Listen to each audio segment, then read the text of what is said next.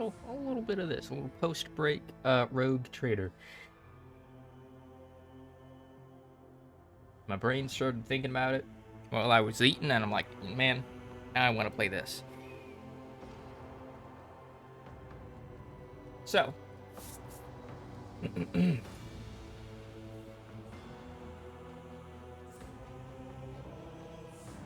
welcome back to Warhammer 40,000 Rogue Trader, where last time oh man, it's been like a week since I last played this. Literally a week, I think, actually. What did happen last time?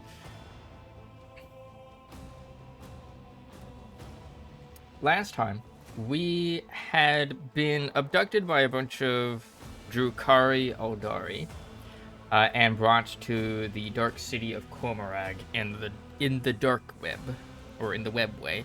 Dark web's an internet thing. And we were basically surviving. We had survived like extensive torture, and now we're basically kind of eking our way out, trying to find a way to escape from the underbelly of this city. We have kind of been forced to entertain the Drukhari masses as gladiator fighters, basically arena fighters, and like a little bit of deceptions going on, a little bit of intrigue, as we make our like try to figure out how to get out of here. Betrayed by some guy named the Commissar, who is basically tricking humans specifically into going into the arena, thinking that he was some like great liberator with this plan for liberation and escaping from Cormorag, but really he's just sending people off into the arena to die. We had a Harlequin friend, which is sort of like another faction of Eldari.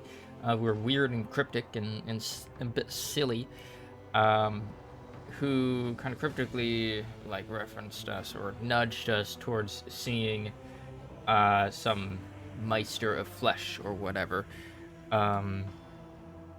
which brought us to the Anatomical Opera, which was this big ol'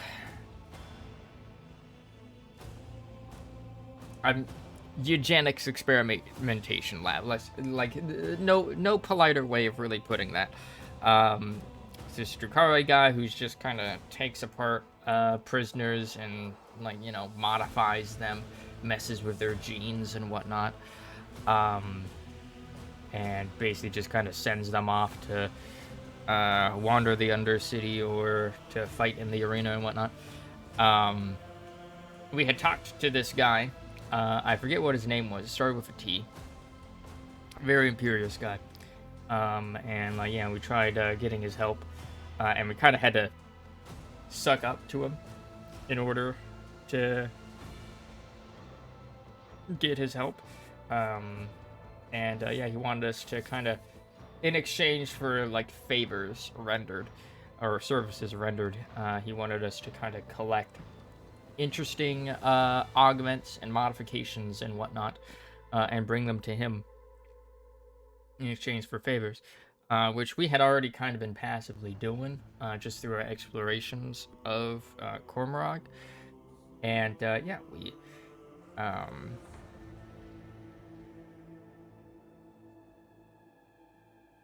we kind of handed over some things that we already had. Got our friend Abelard, who had kind of had literal like years taking off him, and he'd been like kind of forcibly aged by an encounter with some creature that this guy, this eugenic scientist, had apparently made, and was quite proud of, but it had gone rogue.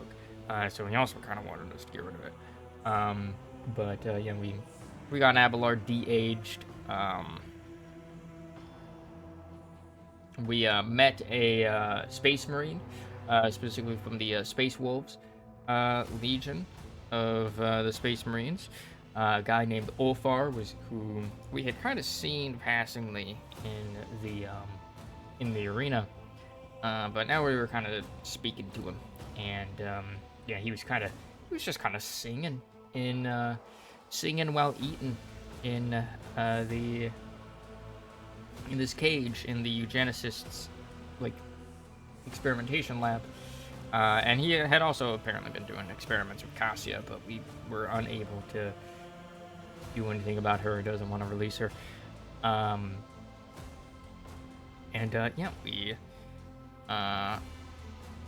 we spoke to Ulfar, and we're like, hey, I'm in a bad situation. You're in a bad situation. Why don't we work together and try and get out of here? And he's like, well, you're going to have to convince two people of that. One, me, and two, that guy, the eugenicist guy. Prevantilus, was that his name? I don't remember. Yeah. After that, we kind of spoke to him, and he's like, give me cool things for that. I'm like, sure. I don't think I actually had anything, so we had to go hunt down that one beast, aging beast.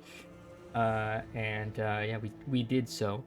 Rather handily. I do think he downed Abelard and Pascal. But we managed to do it. And yeah, with a modification, an augment stolen from that, we did have like a little talk with the creature. It was like a war beast, but it seemed to have like some sort of like personality in it, and Pascal seemed to want to examine the creature, but we were like, no, just discontinue it. And so we did. Yeah, after that, we went back to the eugenicist, and yeah, we gave him this like augmented grafting thing from it, and he was like, all right, and then gave us the keys to Ulfar's cage. Yeah, we were like, all right, Ulfar, got the keys, we can let you out. And he's like, why do you think I would go with you? I'm like, well, don't you want to like escape from here? And he's like, I think I can't do that on my own. And it's like, we are both faithful of the Emperor, yada yada. And eventually we kind of provoked him, calling him a coward, for like, you know, not wanting to escape captivity, basically. And he let out a fierce roar, which then turned into a laugh as our character was unfazed by it. And he's like, all right, you didn't shit yourself at angering a space marine, so like, you got some balls, lady. And he joined us. Yeah, we went back to the camp, I guess, the commissar's place, den.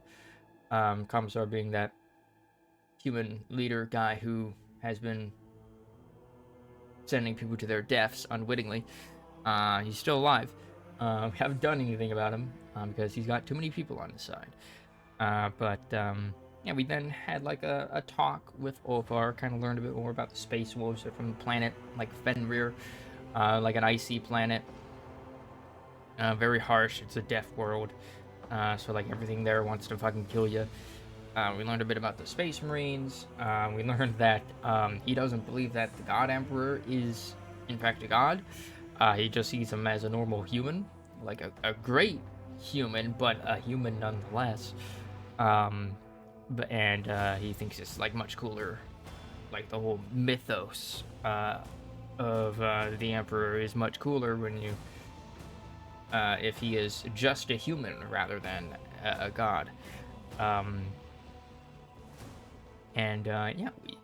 after that we kind of started not really having much else to do. We kind of started making our way to the arena for our next bout, because that seemed to be what we had to do, as we were stopped by Argenta, who confessed to the party that she was the one who killed Theodora von Valancius.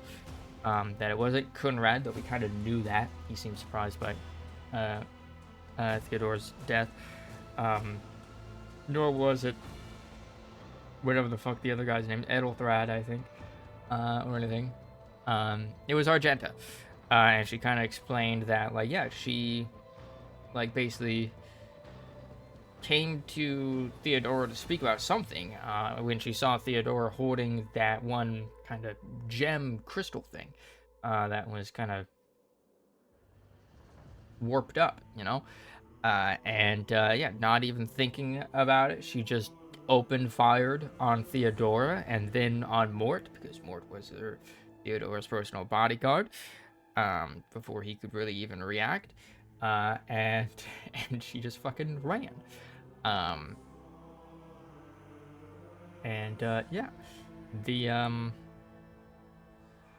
that's where we ended. Now we go to the arena.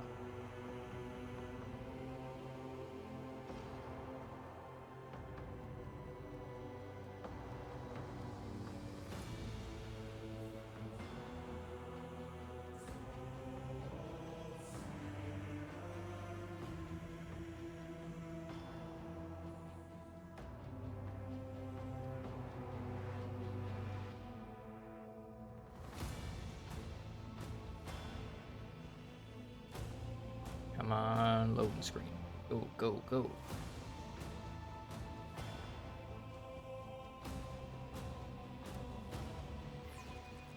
Alright.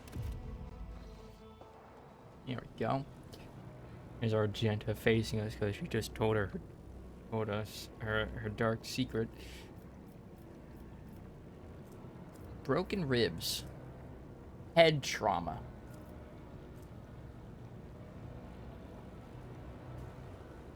That's not good. We're gonna deal with it though.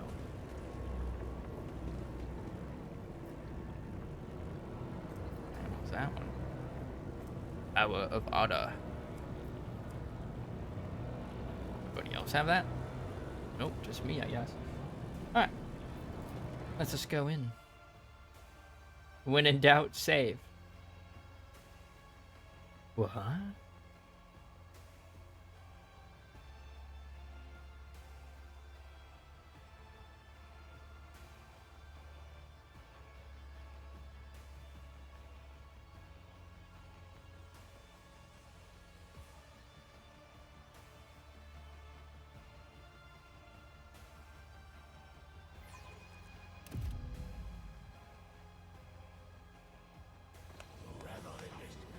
Thirsters of woe, an exquisite strife awaits you. The blood-stained proselytes will face the sophisticated killers of the cabal of the Poisonous Whisper.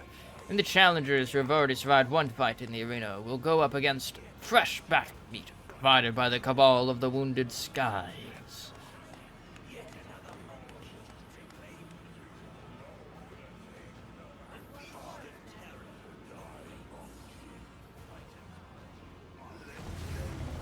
Whoosh.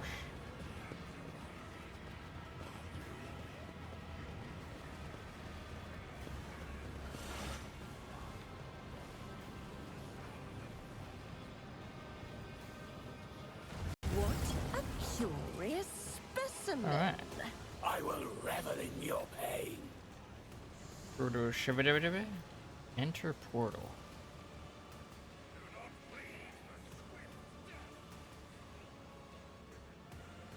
Like wondering if they're gonna be like sending us up here or something.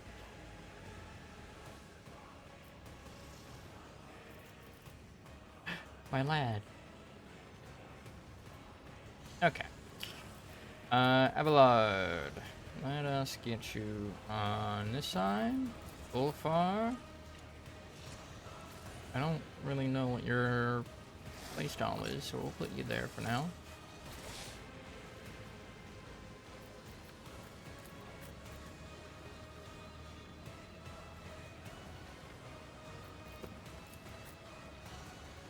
To there.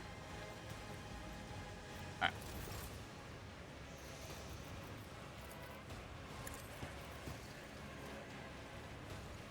use it. How long? That thing's probably gonna be up here. To Abelard.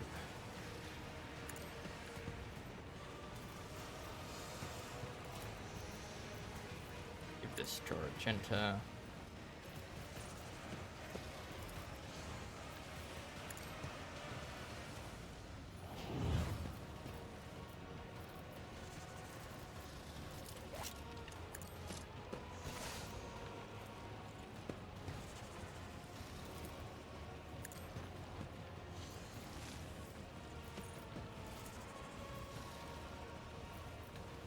Gladiator, gladiator, gladiator. They're all gladiators. Okay. One has a chance of just going through. It didn't, but it had a chance, you know.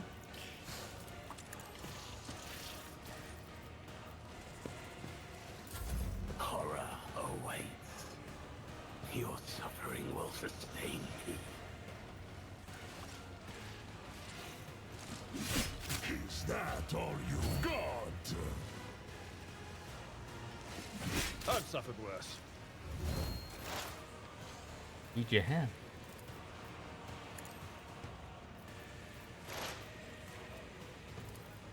I understand your intent. Do you? If it serves your cause.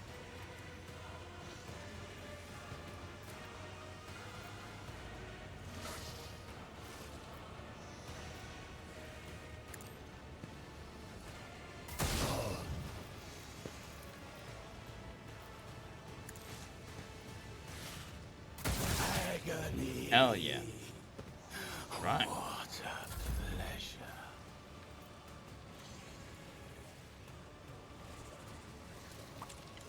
Doubt is for the weak.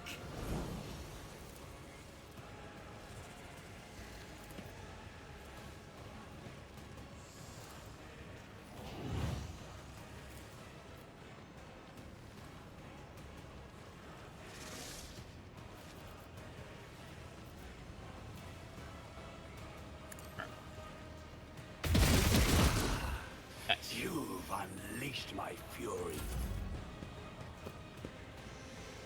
I am a prey taker.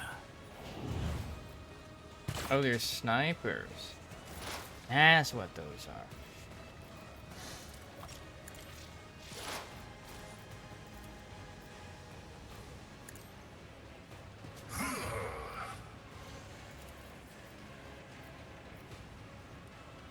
Oh. There you go.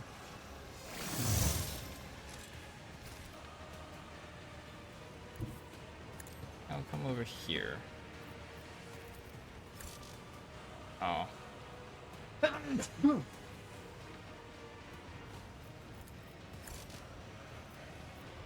Can't see him, huh? Where are those snipers?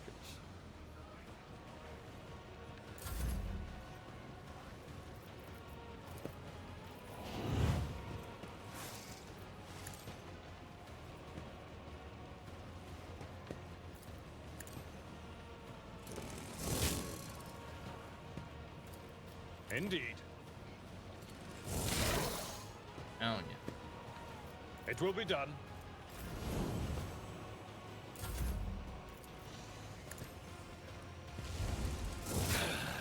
I will tear your heart out. Nice. Oh, that ends their turn. Alright. We've got run and gun. Rapid fire. Next burst attack will have its rate of fire doubled, but deal 45% less damage. Check it. Yeah, fucking get him.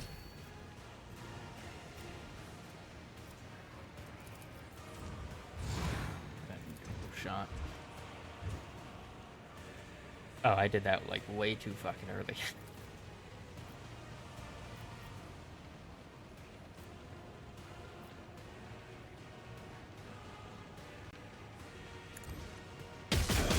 Let me educate you on the art of pain.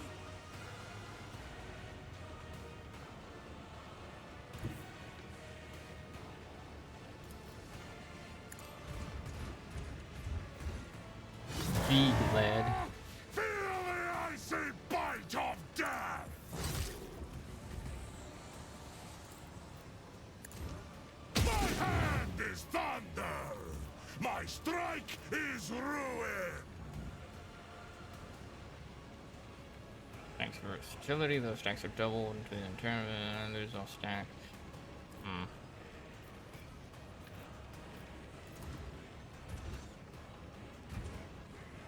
Aw.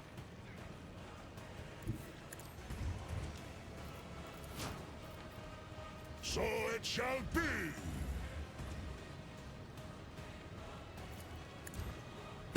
In disgrace! I refuse to bow. Very nice.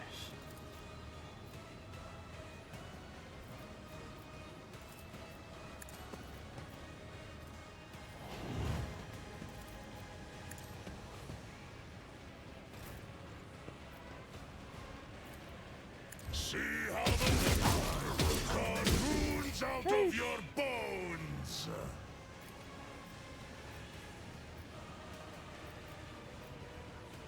You... no.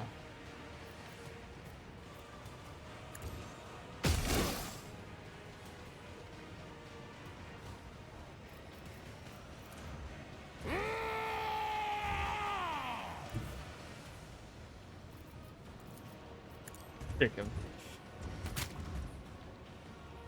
Hell yeah, just BM this dude.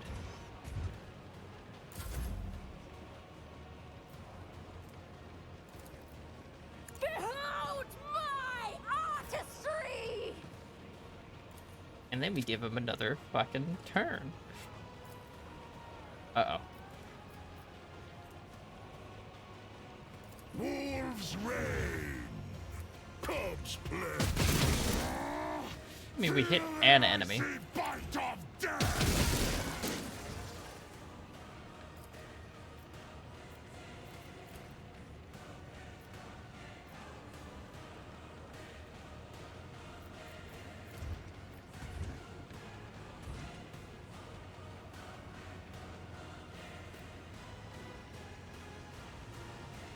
I hunger for battle.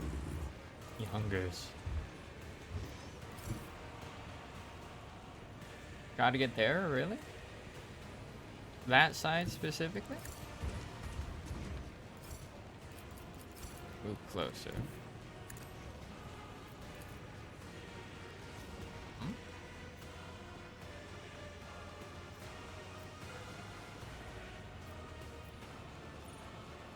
I think I borked it. I challenge you, damn get! He had an attack.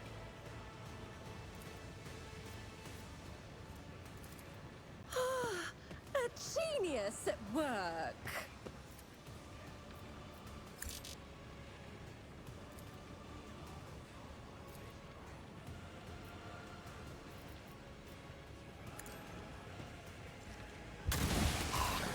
Nice. Nobody escapes us.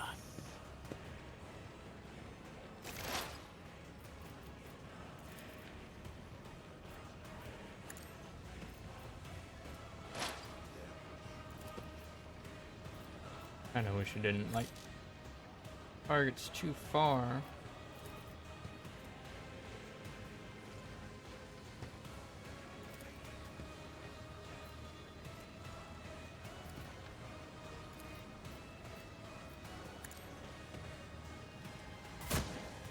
Oh, I am not your Xenos pet, monkeys. Unleash my fury. right.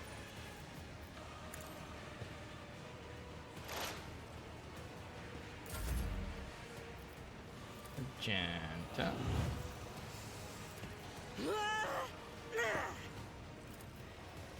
That was certainly a noise. I'll Nice. tear your heart out for this. Very good.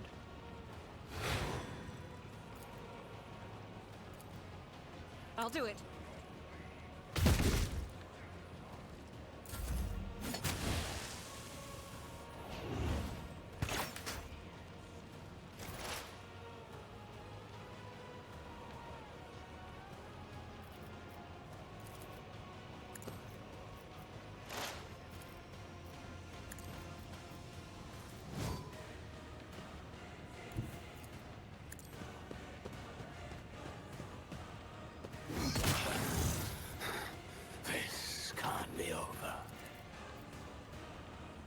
Keep saying edgy shit, man. Running binaric override.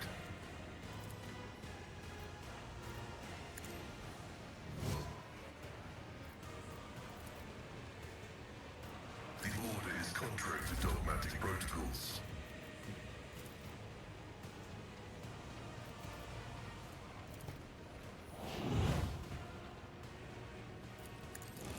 One fewer target. I will do my duty. Let me educate you on the art of Nope. pain.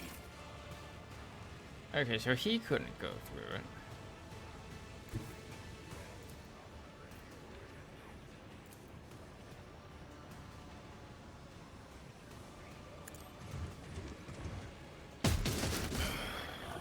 A One work attack. for a flesh crafter.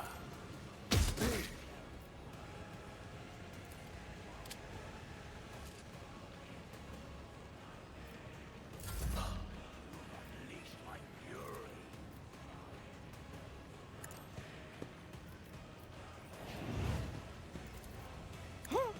What if?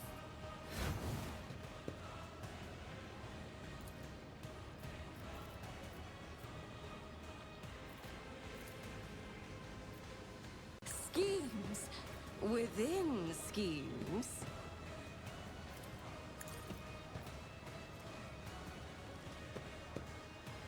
Over in the area does not damage.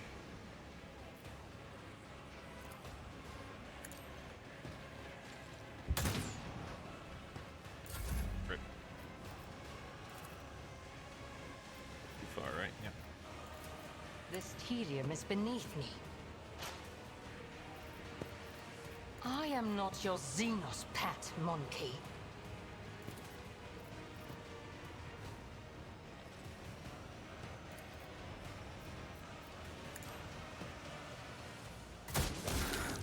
Ah, Fresh.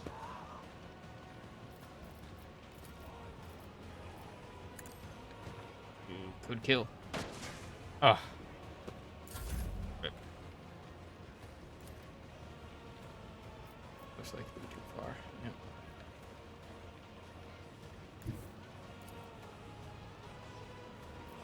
God Emperor, move through me.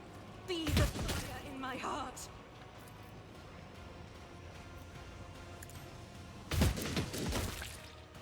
Hey, we got it. More of them. Abyss runs his fingers along the edge of his blade.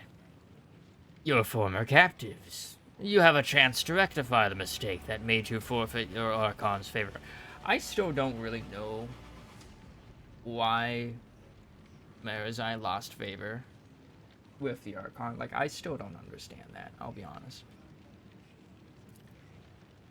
One of the witches lets out an acerbic laugh. I doubt Emiris will change her mind, and Sinistoria will surely not want to give up her new plaything. Marizai grips his blades with such strength that you can hear the scraping of his gauntlets against the handles.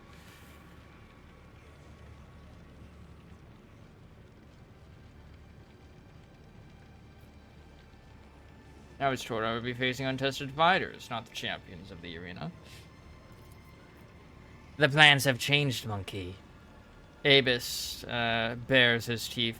Kekeros wishes to teach Tervantius a lesson.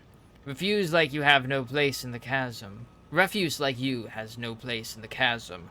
You should be hanging from the spikes of the arena. You will answer for everything you have wrought. Curious creatures. I wish to vivisect you. The sound of frightened prey. Tantalizing. I like how we have... I'm like putting them all in the same starting positions, by the way.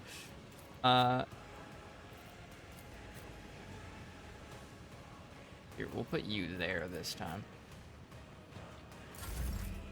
Okay.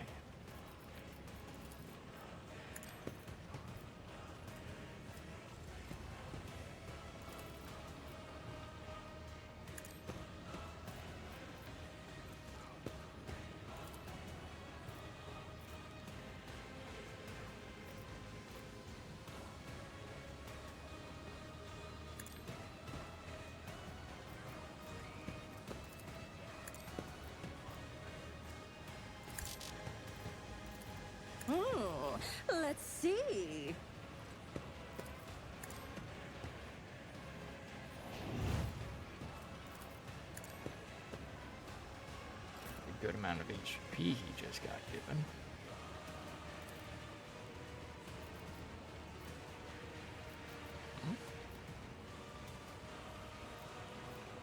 One of these is Marazai. Is that Marazai? Ibis? Yeah, the center one is Marazai.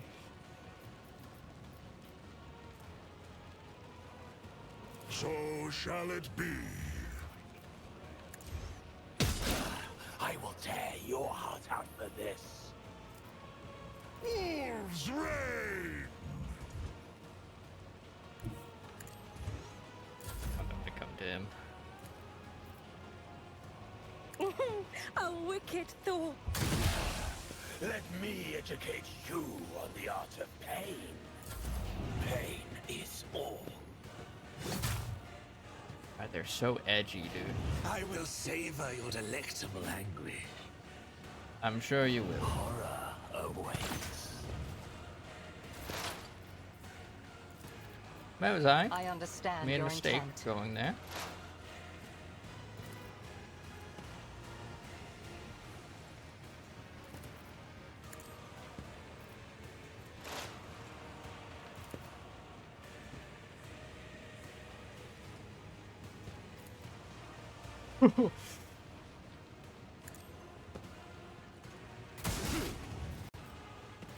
Fucking get him. I hear you moving. Easy. No more. Your suffering will sustain me. So I know that there's a way. There, like, you can get Marazai as a companion, but I'm just like, no, fuck this guy. He tortured the entire party and raided our capital. Like, of course I'm not gonna be fucking chill with this dude. You kidding me?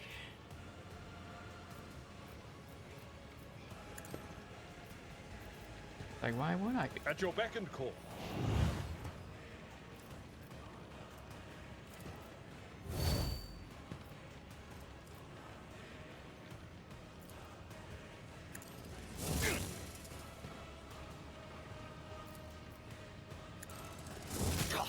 You call this a strike?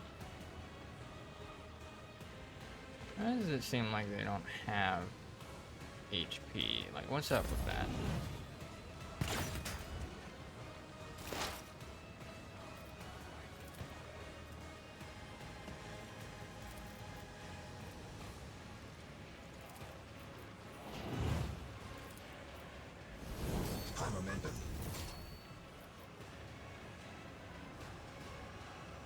See, like, what's going on here?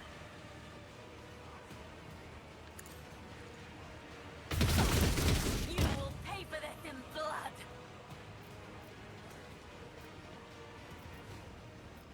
What is that? Okay.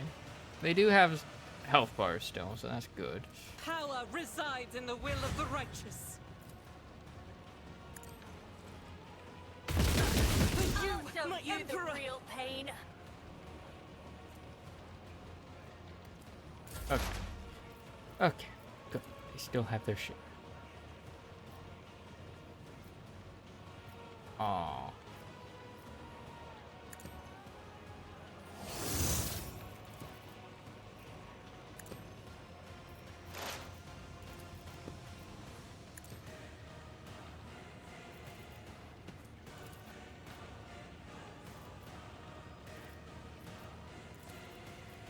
My competences are not that universal. Oh, I just realized that you can see HP that they got. Okay. Guys, how the fuck are you already, like, out of shit?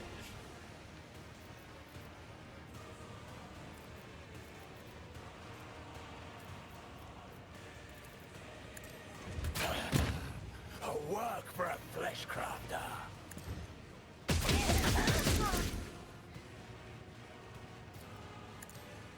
My revenge will be delectable.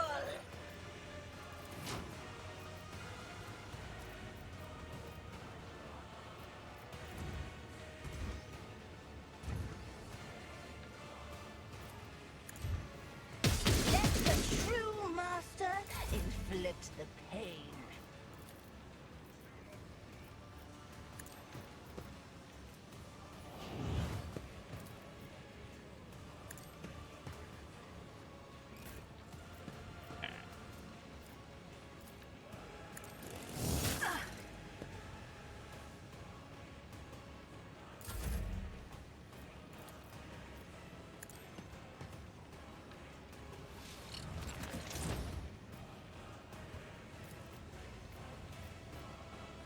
Let's see. I'll return the pain tenfold. Suffered worse.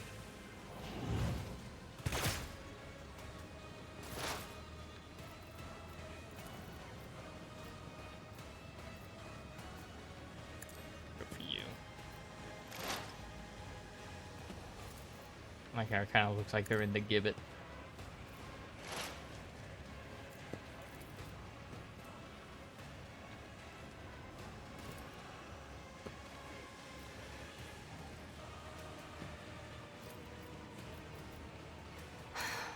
If I must. Fortune favors the swift. If it serves your cause. You've unleashed my fury. Where we can get. Damn, Wolf are freaking parrying like a boss.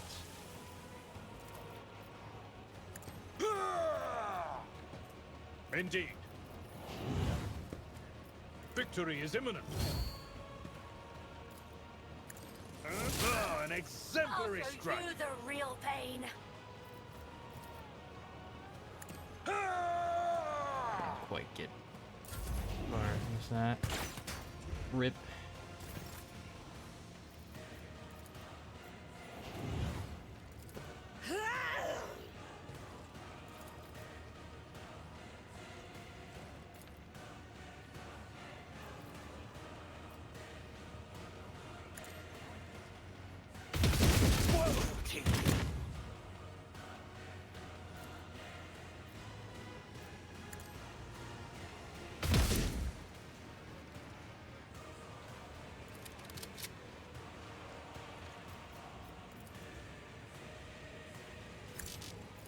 As the Emperor commands, I act.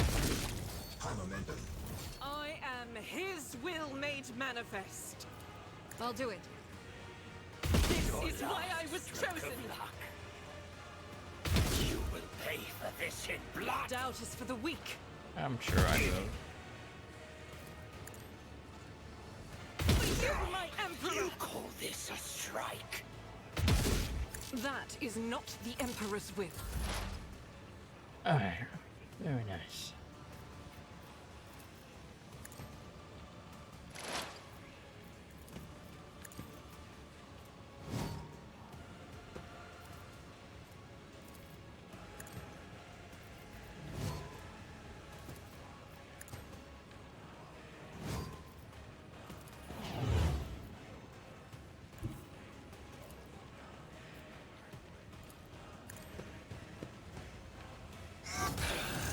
I will tear your heart out for this. I'm sure you will, buddy.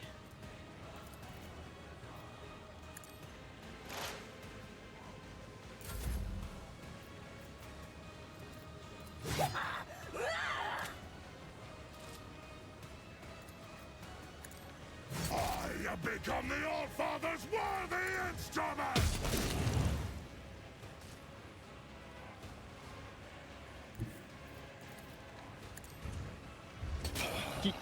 Let me educate you on the art of pain.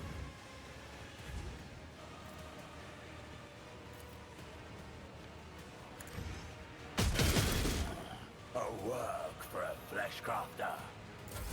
Right.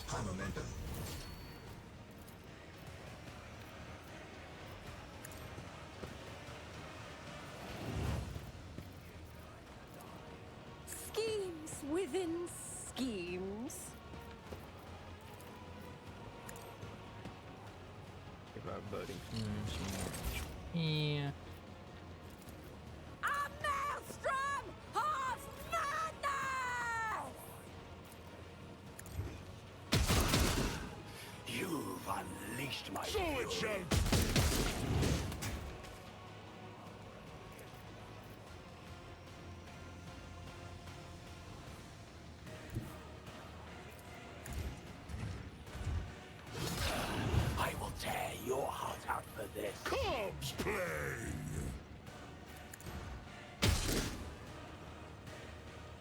just missed. Kick him again. Let me educate you on the You're art so of rude. pain. Let's see. A work for a flesh crafter. Wow, 6 damage.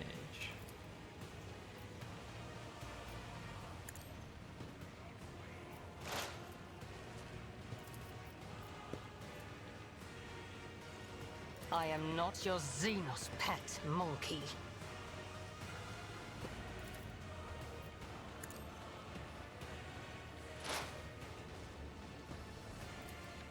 Hey Cap, how you doing? Another soul slips beyond the veil. What a pleasure.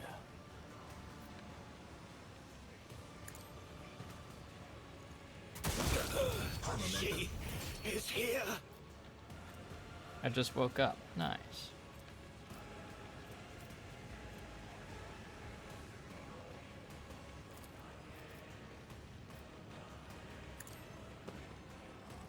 Welcome to the world of the waking.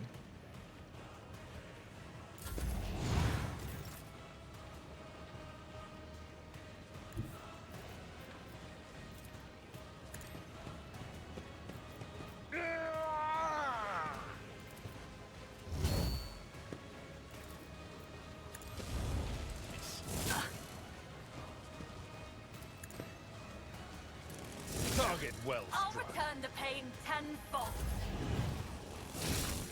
I did a little round of Helldivers before this. So you missed out on that. As the Emperor commands, I Waking act. World? Or the second layer of slumber, I wonder. I'll do it. Nice, yeah.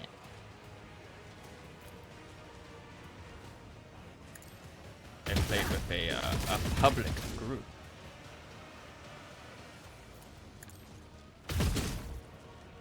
We kicked ass.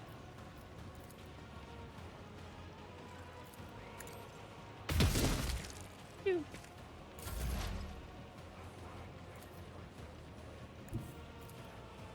The Omnissiah knows all. Comprehend. I refuse. A finale as bloody as it is disappointing. The pathetic amateurs who were wrongfully proclaimed champions of the arena have been brought down at the hands of unworthy challengers. Impale the failures, and glory to the victor.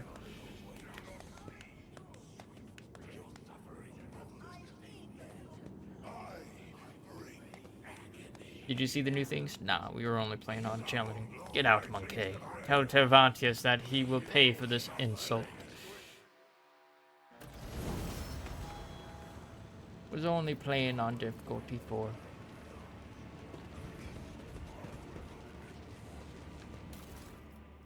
That's a lot of stuff. Marazai's nerve fibers. Spinal cord enhanced by the homunculus that can transmit neural impulses at phenomenal speeds.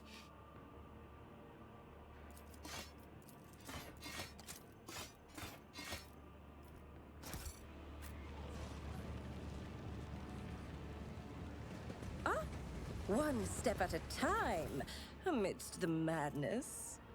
X rifle.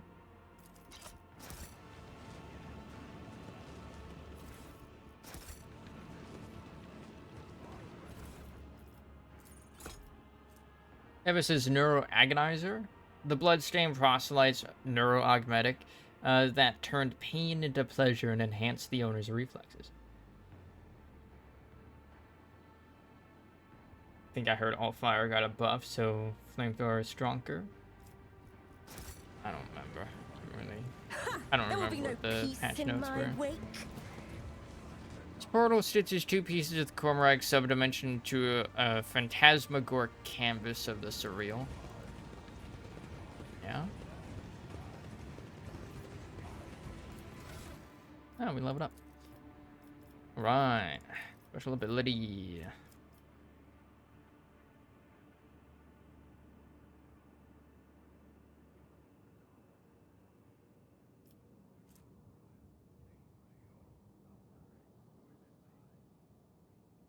East of 5. I'll be honest, I don't even know what take and hold does. Grand Strategist chooses one thing. Every ally inside that area gains an extra turn with 1 AP and 2 MP at the start of the Grand Strategist's next turn. I know the anti-material rifle got a buff. It's like 30% more damage or something. I remember that. And yeah, I have heard that the AT-ATs are now in the game.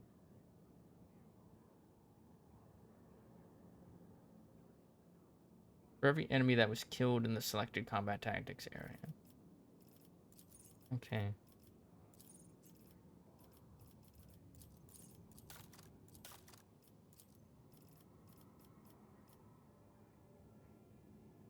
Yeah, but level 8 and 9.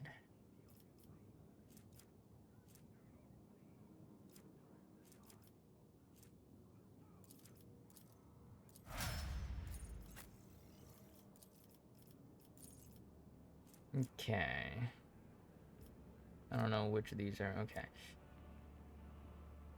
Until the end of their next turn, the Vanguard cannot die. At the start of their next turn, all damage suffered by the Vanguard is reduced by minus toughness.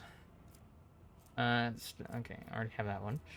At the end of combat, all allies in a 3-cell radius of the Vanguard suffer blank damage.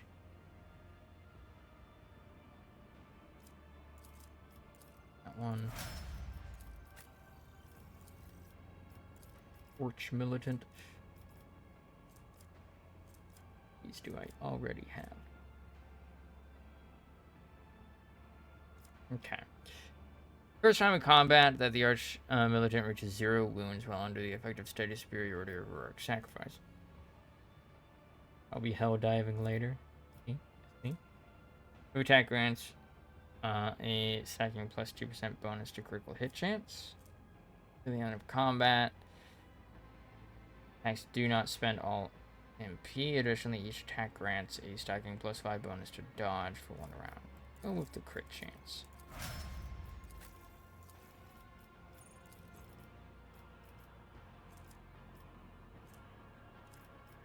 Okay. Target of Dispatch loses half of its current armor and deflection. Dispatch deals additional damage equal to 45% of the target's missing wounds. They're 25%.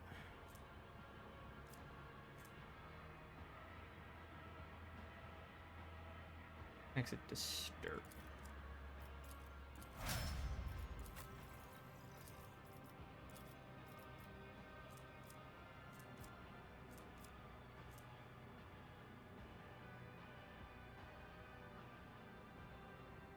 Oh, Prey has its MP reduced by that by no less than 2.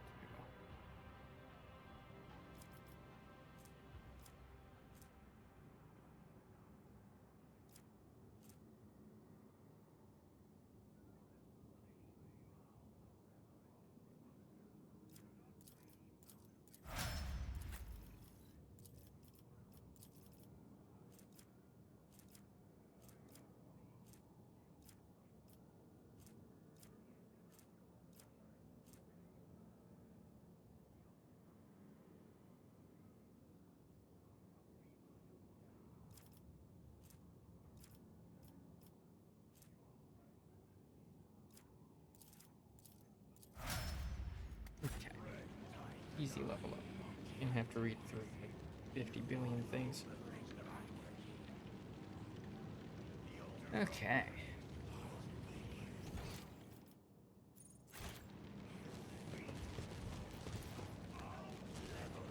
Curiosity sings How am I supposed to get in up my veins. The stars are my canvas, and anarchy is my brush. In this tapestry of a world, I am the rogue thread.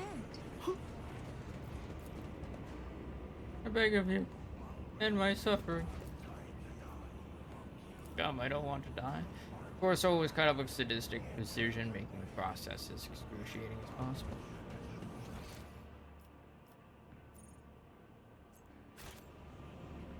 That makes sense.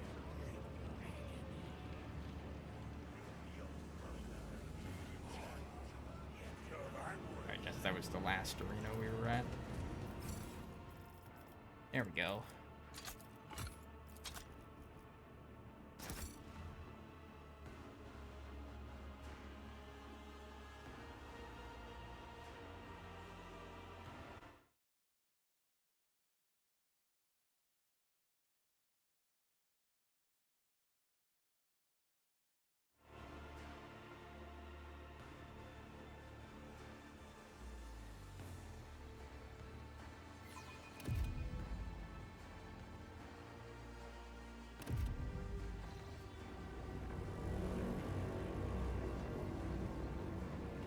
Right. Now what? Report the victory to Vanvius. The incident.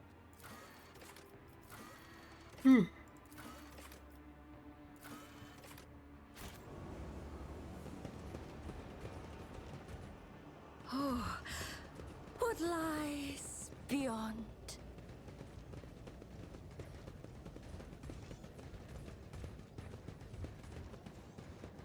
That her?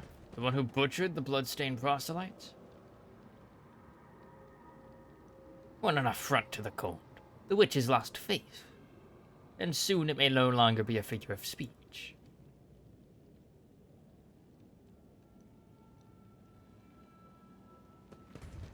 Erect noobs. Ah, one step at a time, amidst the madness. Where? Oh, there it is. Where's the one that sends me down to the bottom?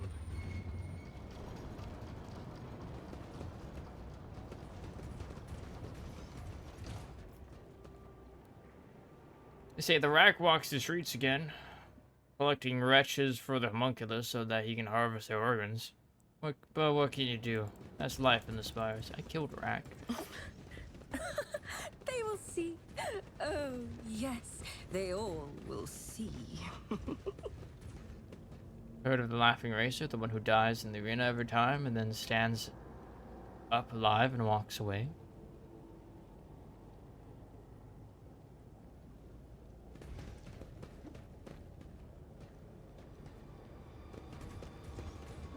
Patience. Oh, my nerves are frayed.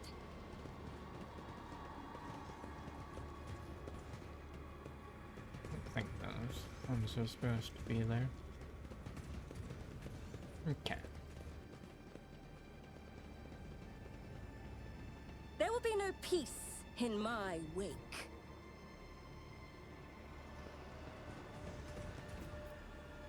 Oh. Sector unknown depths of the labyrinth dimension. Region Komarog recording. Recording location the chasm. Material. Gartherit Bloodfeather's hunt extracted from the bloody remains by the carrying hand, scalpel, and neurophage tentacle of homunculus Elevanth.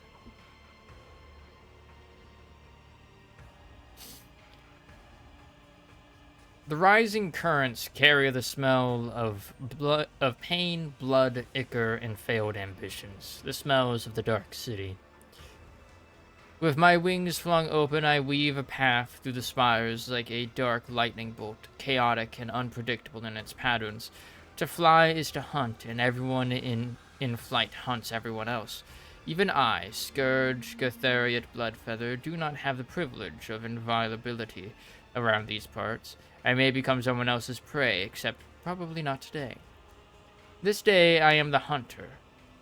My homunculus-modified olfactory receptors pick up the scent of my prey, and I tread cautiously as I approach it. The stench of monkey is foul but varied, and the scent of my prey is quite telling. Powerful specimen, brash and reeking of the blood of others. I descend to the minaret that grows out of the nearest spire, and provides me with an excellent view. Accelerated reflexes allow me to assess the situation in a fraction of an instant. It is time. But I still decide to wait and get a better look at the prey. A female monkey. A pampered upper caste cub who was fed and equipped with the best their race can offer. It certainly arrived in the Dark City recently. the city which has not yet managed to leave a mark of perpetual expectation of doom on its flattened snout. The most glorious game which clings to life the strongest and leaves the sweetest death essence. The reflexes urge the muscles to act. I act.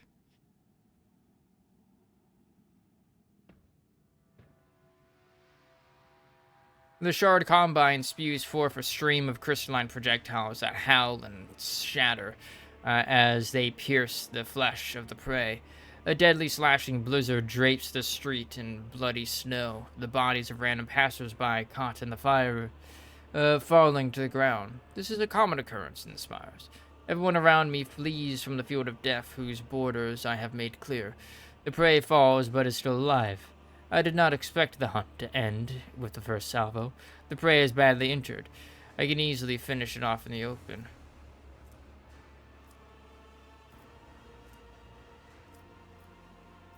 It's trying to locate me among the tangle of spiked minarets.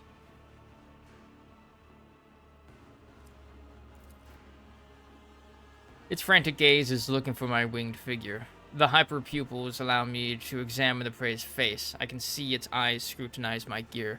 There is no need to hide anymore, so I stand up to my full height and emit a wailing battle cry. Let the prey know what will kill it. The prey.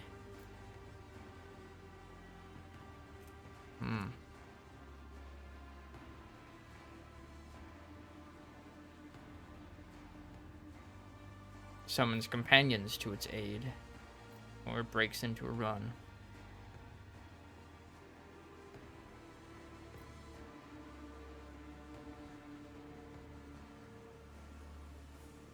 I knew this was coming so that I could have, like, saved beforehand. Summons companions? Mistake. I unleash a new fan of crystalline shards, and the prey of the flesh blossom... the flesh of the prey blossoms with new cuts from my projectiles. Anyone who tries to approach it will be killed by the brittle shrapnel. The prey should have run away, not given me more chances to cripple it. The prey is weak. The prey breaks into a run. Clever.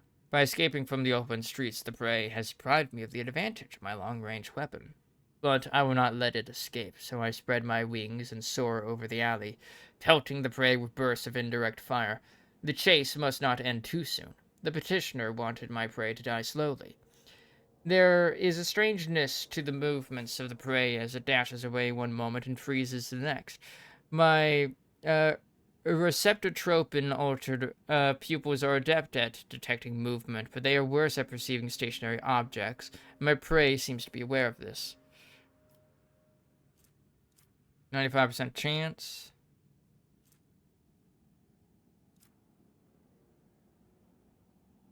Flees down the most predictable and straightforward route, hoping that its strength does not abandon it. Slips away using the bodies of random passers-by as cover. Grabs someone's weapon from the ground and returns fire at random.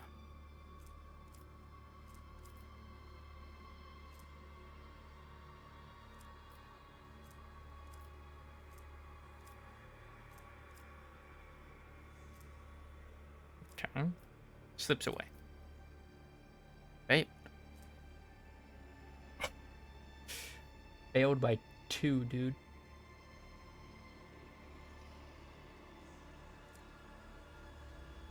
There is more blood. By rushing into the crowd of fleeing bystanders, the prey has made them obstacles in my hunt. I generously sow death among them. But the prey's cunning stratagem does not bring it safety. Once in a while, one of the projectiles skips between the bodies of passers-by and sinks into its flesh. I greet these small victories with a jubilant shriek. The hunt continues.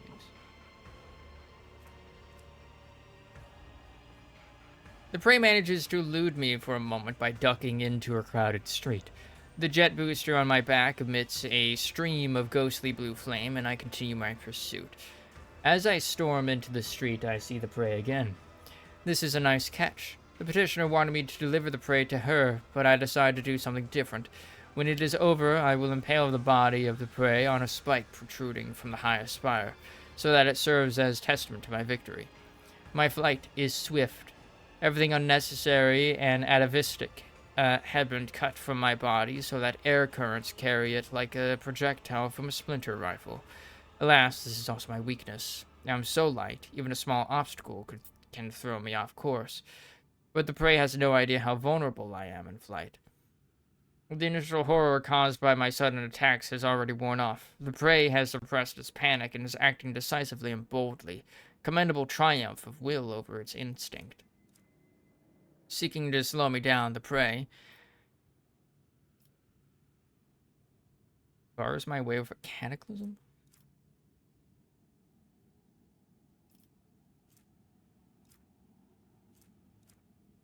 Bars my way with a cataclysm.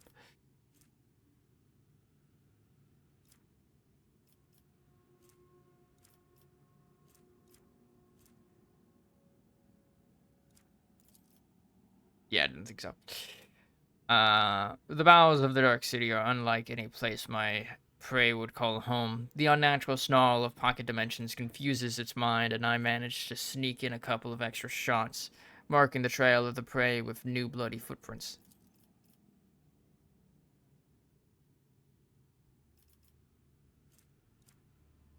As I turn the corner, I triumphantly realize that I have driven the prey into a dead end. It's time for the massacre. The poison I received from the petitioner as payment for the hunt is contained in the crystalline projectiles and should have worked by now. It will slow down the nervous system of my prey, weaken its muscles, and render it unconscious. When I spot the prey, I am pleased to note that the early signs of the effect my combat toxin is having on it. Its movements are slowed, and it is blinking often. Spots are floating in front of its eyes by now.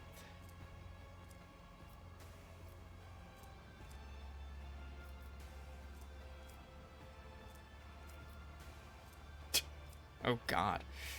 I'm horrible at all of these things. Looks defenseless, and I attack, failing to notice the trap it had laid out for me. It's not where I expected it to be. Having climbed the ledge of a wall, it lunges at me and bellows. Lunges at me first. I realize too late that it is not desperation, but cold determination behind it. I don't have 80 in demolition.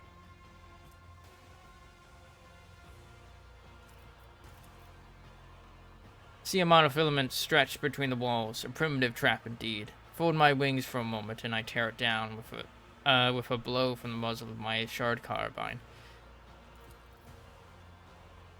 The outcome will be decided in close combat. Wasting no time, my prey and I seize one another in a violent, furious embrace. Every decision made over the course of this fleeting hunt is being weighed, tipping the scale that will ultimately determine the winner. I'm unpleasantly surprised when I realize the prey is aware of my combat style. It covers the vulnerable spots I like to cut open with my monomolecular claws, but this knowledge will not save it from death. My embedded glands spew hyperadrenaline into my bloodstream, and my artificially grown muscles convulsively swell under the porous fabric of my ghost plate. I torment the prey with claws protruding from my forearms and knees, and the prey banks on brute force, trying to break my fragile bones and shatter my joints. I grabs one of the blades hanging from my belt and aims it at my throat. Responds with clinical attacks aimed at my weak points. Allows me close, enveloping me in a deadly embrace and hoping to suffocate me before I tear it to shreds. Literally my only option. Powerful blows crush the hollow bones drilled by the crafty homunculus. Their lightness served me well during the flight, but has betrayed me here on the ground. I lose my footing, my body going floppy like a rag. My strength waning, I reach for the shard combine and shoot the prey right in the face at point-blank range. Crystalline projectile whizzes within a hair's breadth of its face. A crushing blow turns my magnificent weapon to rubble in a mournful crunch.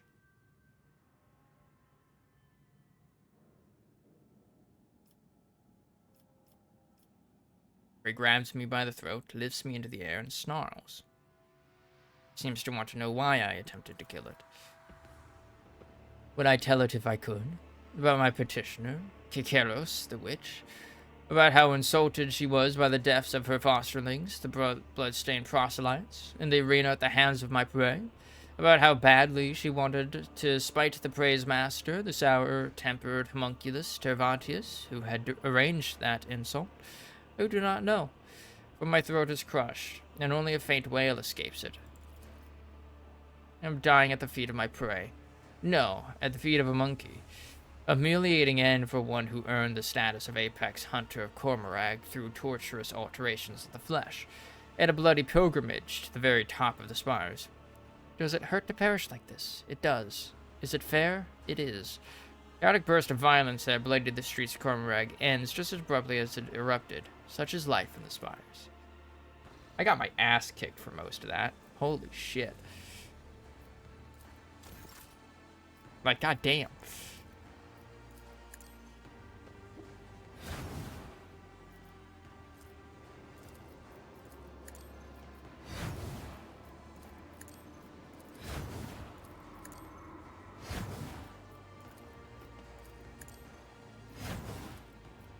Oh, a wicked thought.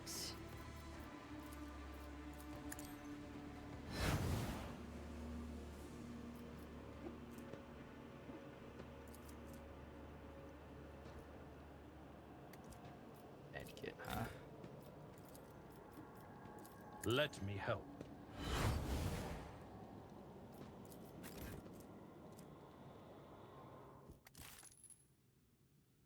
Medkit test failed.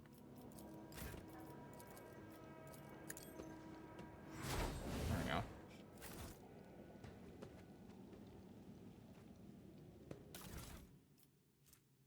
Scourge's adrenal glands. Adrenal glands enhanced by the homunculus, capable of dispersing pure hyperadrenaline through the owner's blood. How the fuck did I live through that? I was getting my ass kicked for like 90% of that.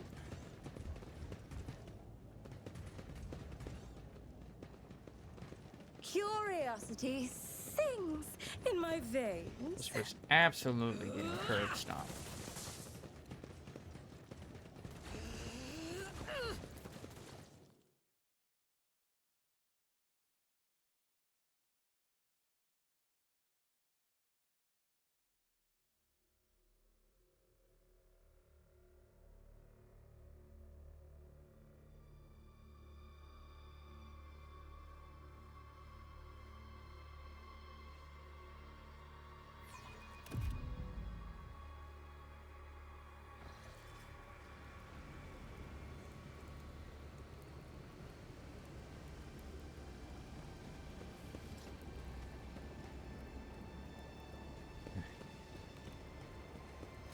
May these instructions protect the machine spirits that may the filters of knowledge.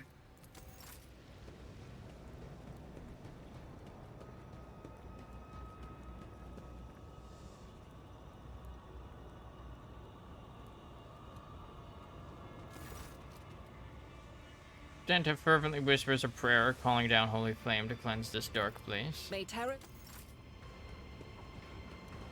Lord Captain. Let us raise our cups at Vater. Fen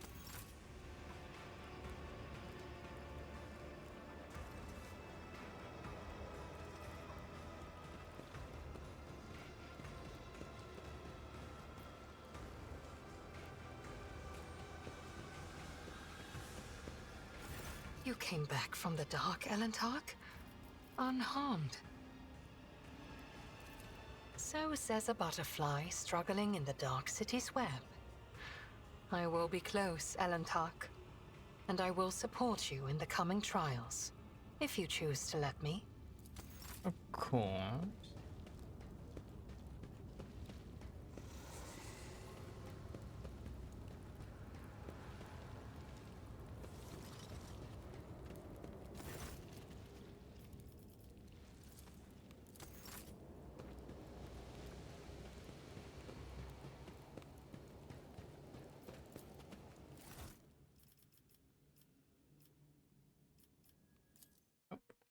Alright.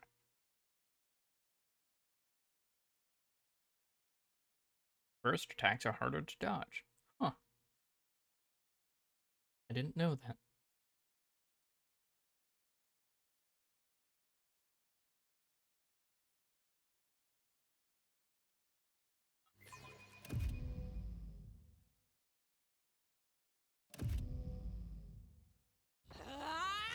What lies beyond?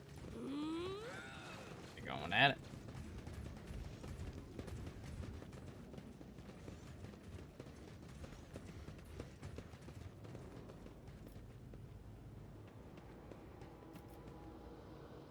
In this tapestry of a world, I am the rogue thread.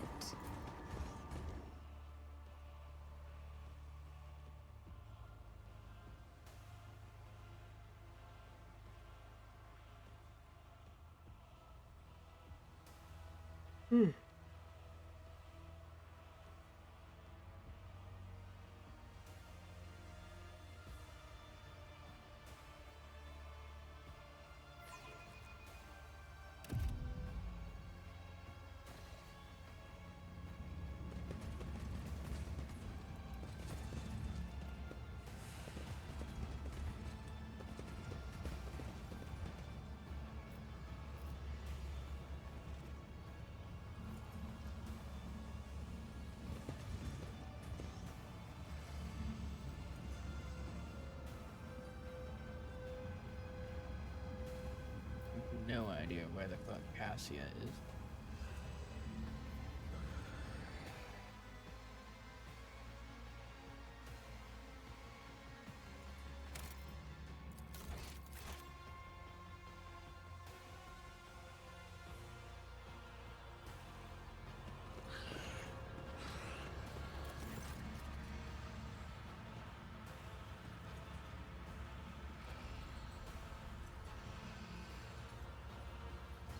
Vontaze rushes about the laboratory, snatching up certain tools, vials, and notes. He conceals some of these items inside his own body cavities and destroys the rest. You've done what you wanted. The homunculus glares at you and roars fiercely. This isn't what I wanted. Not to this extent. The cult of the fatal thirst craves blood, specimen. Your blood. My blood. One must be astoundingly insensitive to the vibration of the Dark City not to realize this. Or do the witches desire my death? You humiliated them, monkey.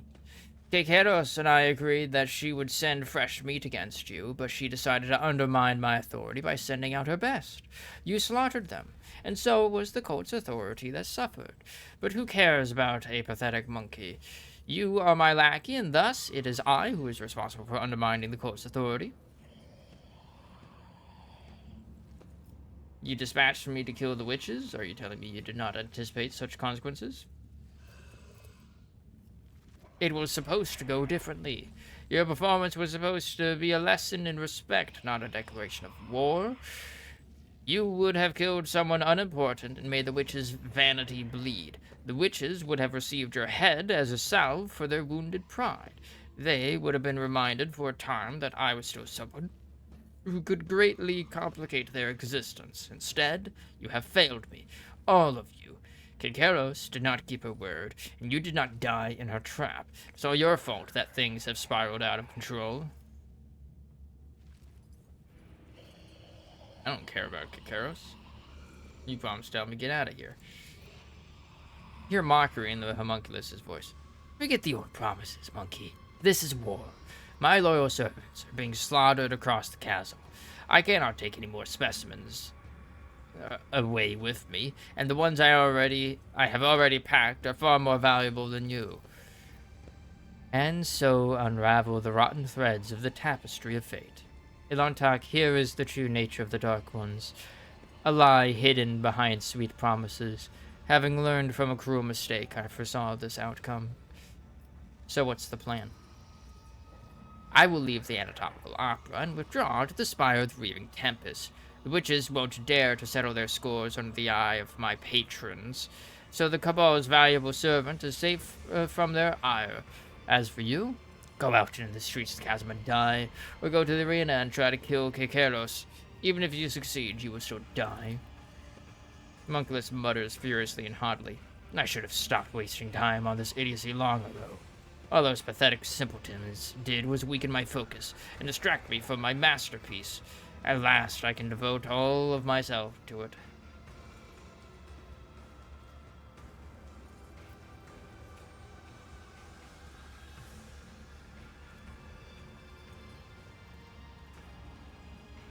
So I managed to bring about your downfall after all, unholy spawn.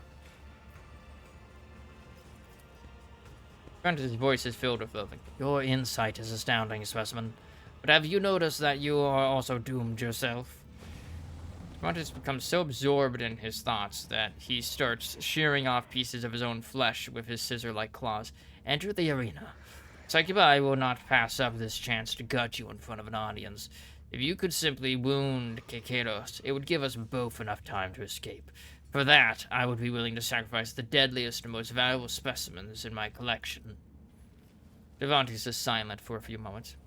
To repay Kekeros for her treachery, I will send the Anguish Prospector to the arena. While the witches are preoccupied with ending your life, Prospector will kill several of them. Regardless, it is too conspicuous for me to hide from the cult's huntresses. Let my creation perform the symphony of pain for which it was designed. If you manage to kill her, run. Sinistoria will not let such impertinence go unpunished, and her wrath is 100-fold more dangerous than Kekeros' fury. Do not return to the chasm. You will find no shelter there. Seek salvation in other spires, and you may prolong your agony for a short time. Since you are intent on fleeing, you might as well release my companions. I cannot transport them to my new sanctuary. You may take them. Some may still be alive, but do not allow them to use their abilities until I have left the anatomical opera.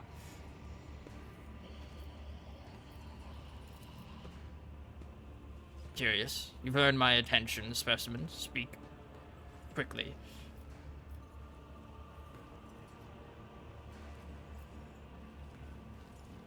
Seeing as you're abandoning your lair, would you be willing to share some of your creations with me? Cervantes cringes squeamishly and mutters, the mere thought of you tarnishing them with your filthy hands is revolting, but if it serves to ensure my safety, I will tolerate this obscenity. Oh.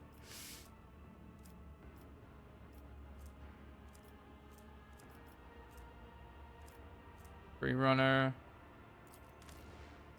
Yoink. Exoskeletal gloves. Yank. Heart Seeker's gloves. Winner of the rare scores a critical hit for the first time in combat. The damage dealt by the critical is increased by 50%. This effect resets after they or their ally perform a heroic act. Yoink. Shots in melee range have a plus 20%. Okay.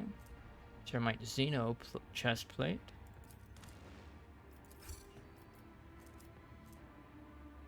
Start of combat inflicts the prey status on the enemy with the highest number of wounds without spending a thing. Right.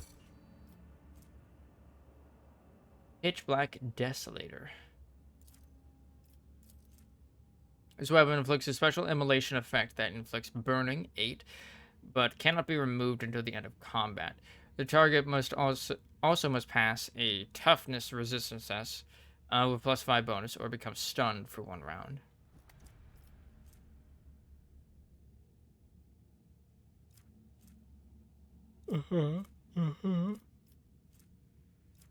Jakari. There's a melee range, have a plus 20% Raj thinger. Boom. I don't fucking know what my reputation is. Alright. Get out of here.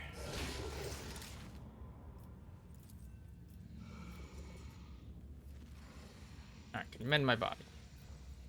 Let's see what kind of interesting damage your body has taken and which parts of your miserable organics can be improved without inflicting any substantial harm on your sanity. Try not to scream. Some specimens end up tearing their vocal cords during this procedure. Then again, you will scream whether you want to or not. There we go. All that shit is gone.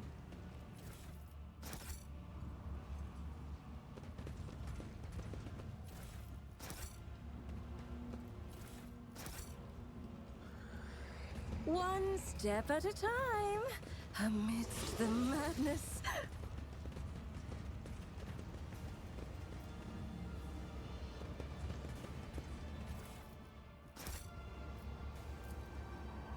The torture device is locked and sealed.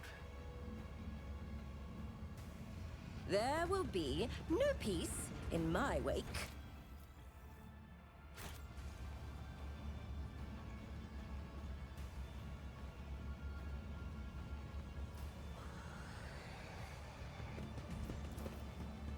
The thick walls of this container were clearly designed to hold something extremely dangerous.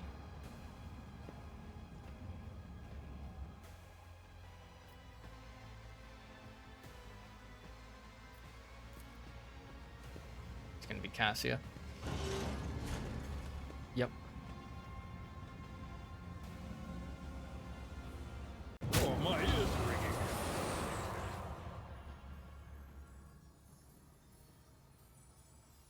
I feel, at last, I feel something.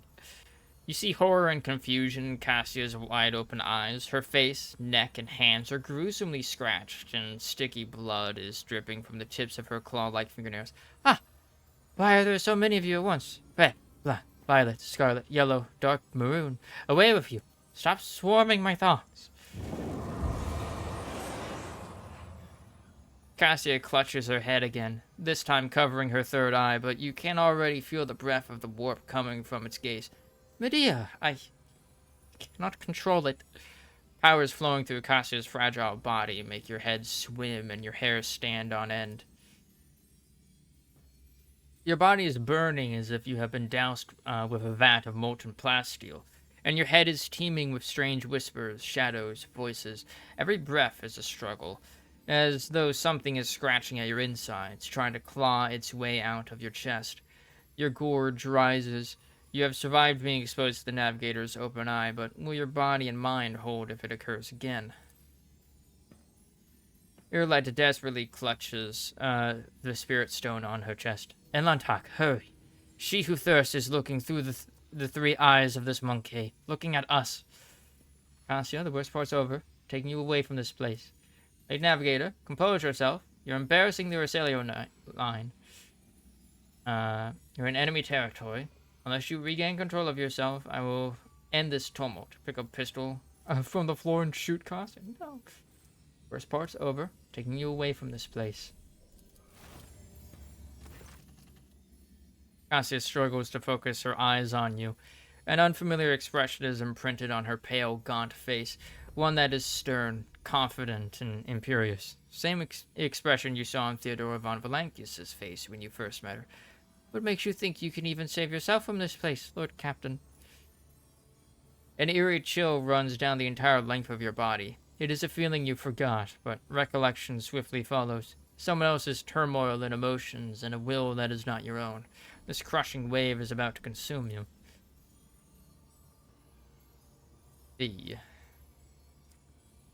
A haze of anger, despair, and fear smothers you like a burial shroud. But this is not the first time you have had to deal with a surge of foreign emotions assailing your mind. You wish you would die here and now. No, you wish you had never been born in the first place. You summon your will and push these thoughts away as though fending off a sword thrust. Cassia's feelings dissipate before they can latch onto you.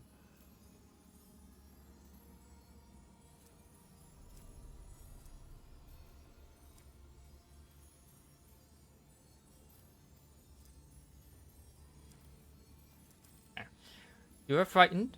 That does not mean you can give up. Do not let these emotions consume you. I will try. She takes a deep breath and straightens her shoulders. Her pale brow furrows. Rivulets of blood run from her nose and eyes, but Cassia fights to bring her powers under control, till her body jolts as if electrocuted. You know, when darkness envelops you, it takes everything away, leaving no wounds, no smells, no solid footing. Darkness devours every color that tries to make its way in, every color I tried to create inside. Darkness is withering. It swallows the colors, it chews and consumes. But then despair had overtaken me completely. I could sense I was not alone in that darkness. Someone else was with me. Someone intangible, cold and colorless. That realization ravaged my sanity all the more. When the capsule opened, my mind was drowned in grimy shades of crimson and umber and black, and I'm going mad, Medea. I used to think I could control this, but now you must end this. For the sake of my house, for your own safety, for me. Frigid heaviness hangs in the air. Your entire being implores you to run. Quickly. Now. Your love will come this, Cassia. You're stronger than you think you are. Uninterested in listening to you vent your grievances. Prove that you are still of use to me, or I shall send you back into the darkness. Whatever happened to you, we can make it right. Put your trust in me.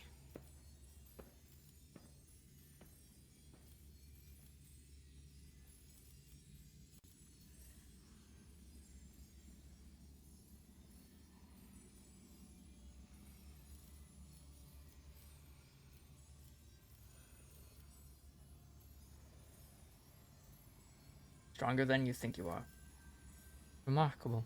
You believe in me even when I have lost all faith in my own strength. Cassia smiles faintly, enduring the pain. Cassia closes her eyes, and the tremors in her body taper to a stop. With a weary movement of her hand, she adjusts her forehead adornment, taking care to cover her navigator's eye, and you no longer feel the menace that was emanating from her a moment ago. Thank you. Your words, they helped. I feel better already.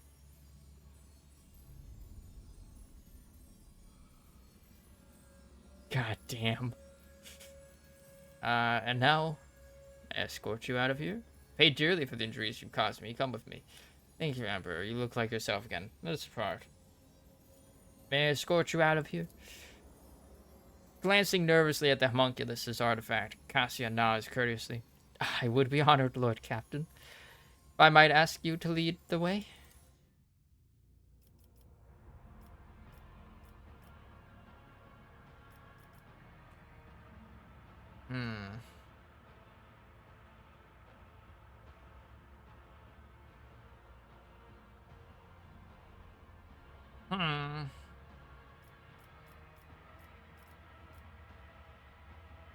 Now, who do I not take with me?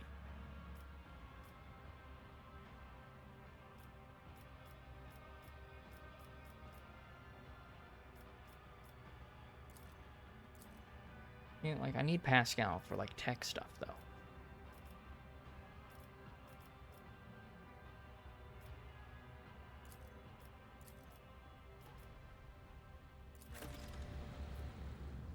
Okay. 2 ranks. Okay.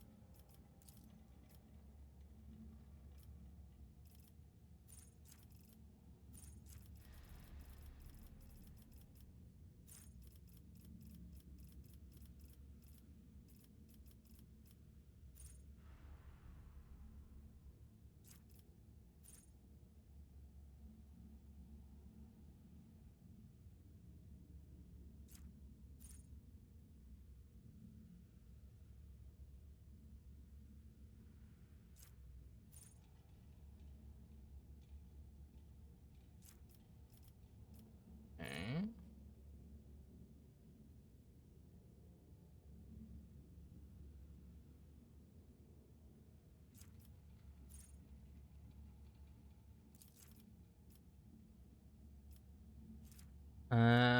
Okay. Mass Tactician, 1 random ally make 2 attacks instead of 1 during the orchestrated firestorm in last volley.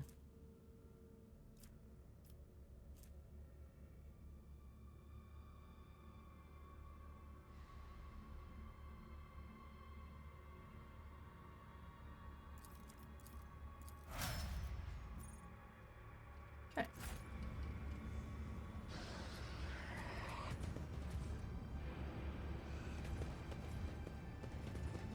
Curiosity sings in my veins. Yeah.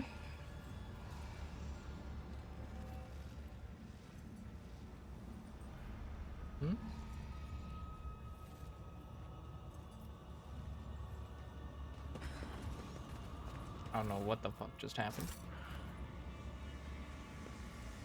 They will see. Oh yes, they all will see.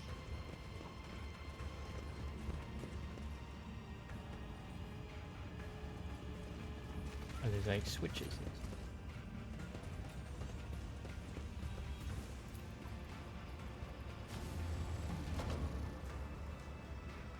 That do. What lies beyond?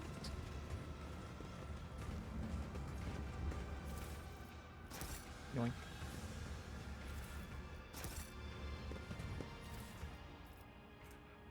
Homunculus prism. This prism-shaped Xeno artifact is made from a black metal that is oddly cold to the touch. The strange device has no visible seams, buttons, or holes. Beat of Might. The wearer has 8 or more AP at the start of their turn. They gain 30% damage for the rest of the combat. Iron Cape. The wearer gains plus 10 agility and fellowship. Whenever the wearer's wounds should be decreased to 0 for the first time in combat. Okay. Long range aim lens increases the range of attack's distance by bonus skill divided by 2 cells. Homunculus injector.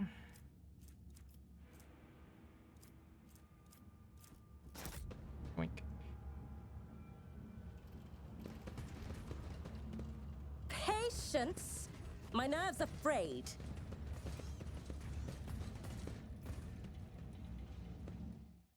Alright, what did these do?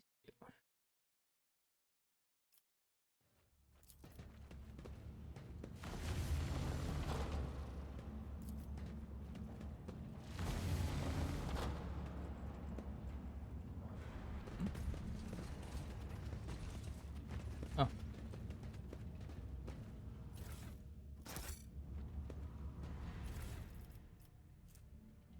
Provocative emitter. Whenever the wearer dodges an attack, they become a priority target for the attacker until the wearer's next turn.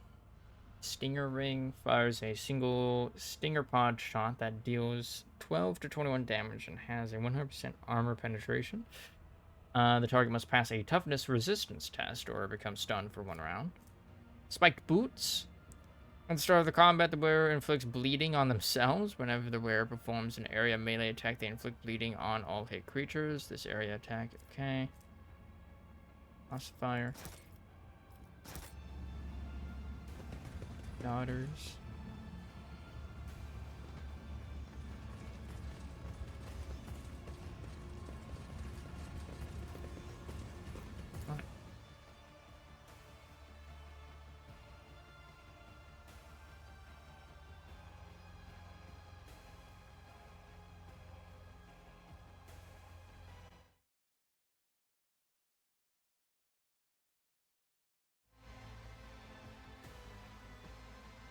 Alrighty then.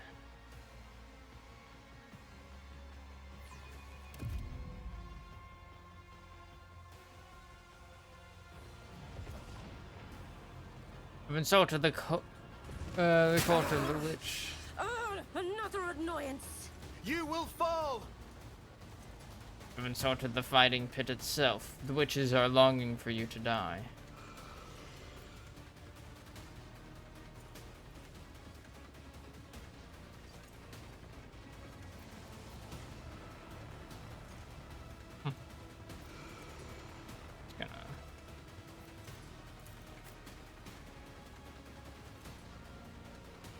That out, you know?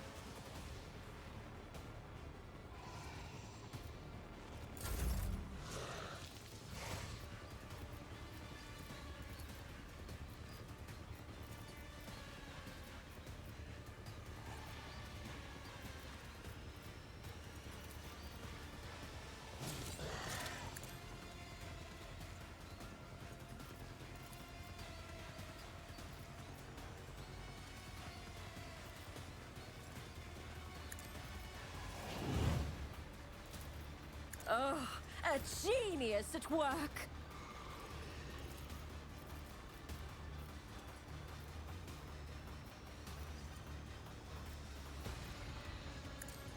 Quick, protect me! In disgrace!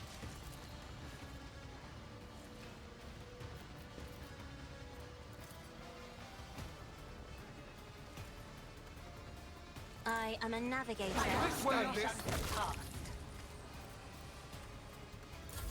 Easy peasy.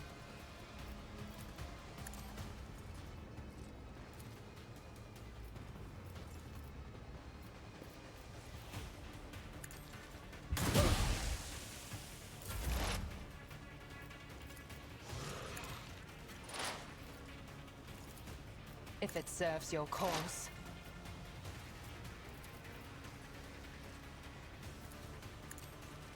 I hear you moving. No more.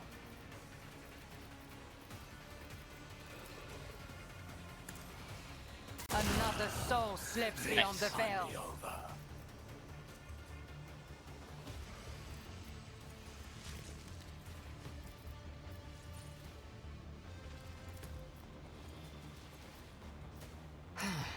If I must.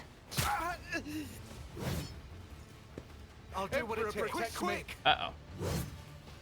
Okay. Okay. Good shit.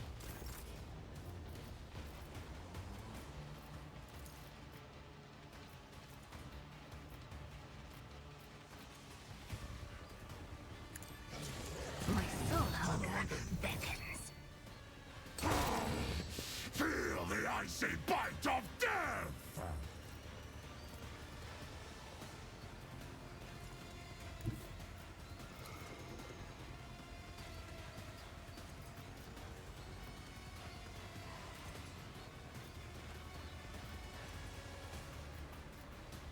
There we go. Big AoE. Push him back. Let's go.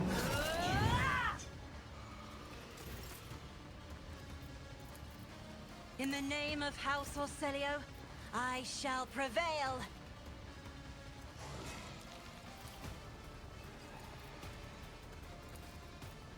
Wolves ready!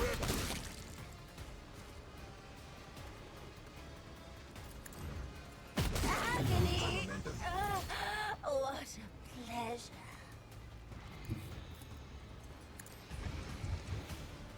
I have become the All-Father's worthiest! Right. I won't let her Holy devour fucking shit, dude. me. None can do better than a warrior of the All-Father! By claw and fang, the foe will be torn asunder! And now it's his turn.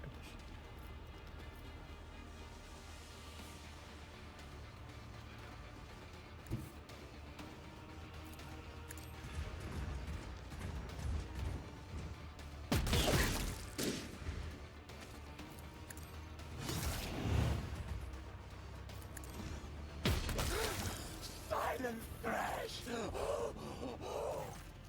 Ah, Nocturne! The already familiar baritone calls out to you from the shadows.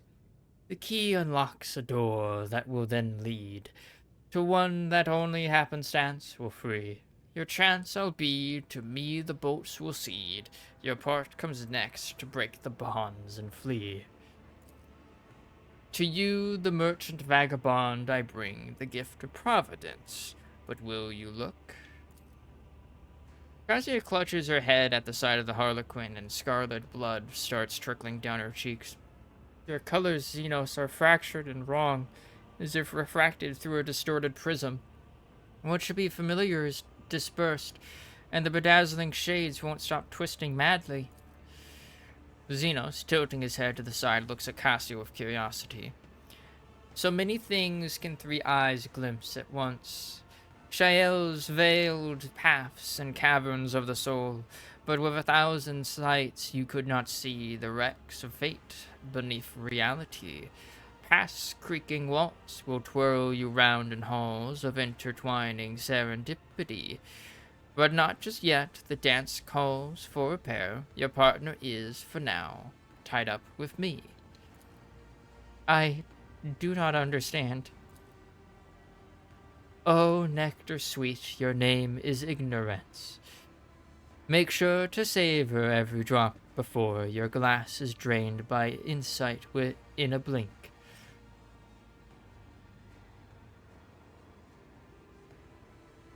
You have helped me more than once. I am listening. Both opening and warning is my boon. Your fate hangs by a thread drawn breaking tight, but with a show of patience opportune, the merchant certain death will turn to flight. You stride not into battle, but to snare of guile and strife, a neatly woven net.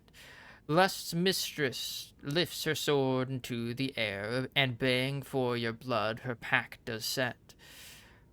So dance a ring around oblivion, await a sign from night's own melody. Catch sight of it, and then make haste, begone. One yawning mouth, one leap to set you free. So Kakeros is planning to kill me in the next fight, but you are ready to effect my escape. All I must do is survive the arena, wait for your sign, then run. Cannot possibly mean into a literal mouth, so you must mean for me to leap into a portal of some kind. Do I have that right?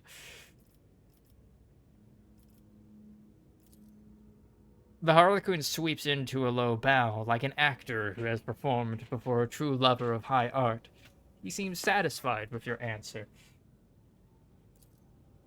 The Xenos lays a finger over the mute lips of his mask and vanishes, as if to convey that your conversation is great secret known only to the two of you.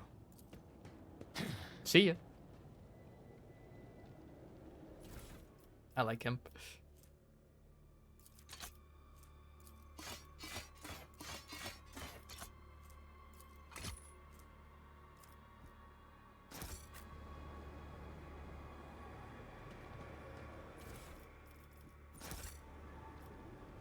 Hey, baby. I didn't even know there was a guy over here.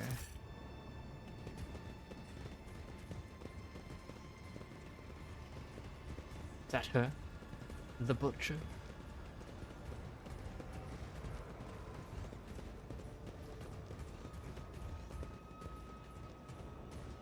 There will be no peace in my wake.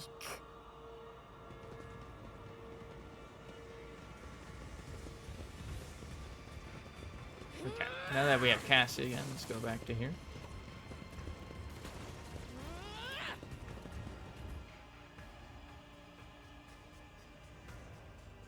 Big sippies.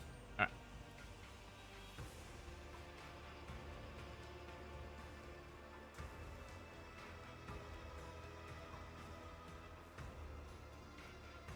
Just loads. Oh. Before I start, man, I'm gonna go plug in my phone. It's dead.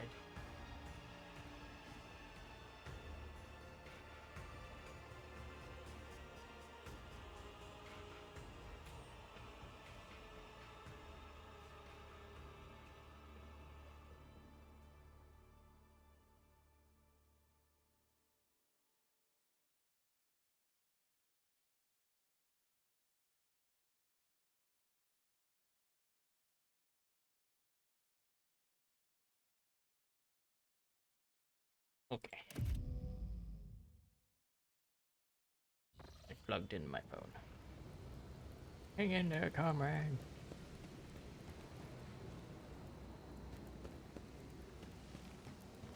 May these may the fil- may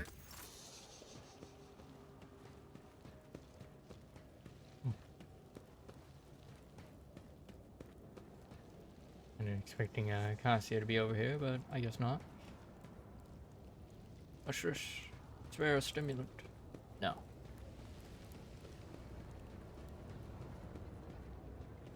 Everybody's over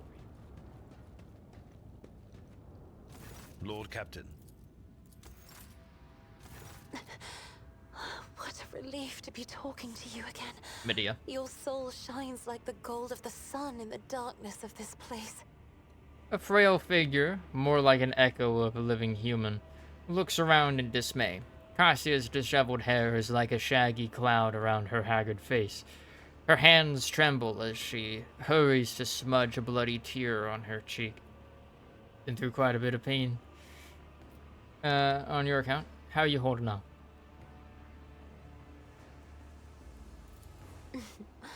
Can words ever describe the joy of being free?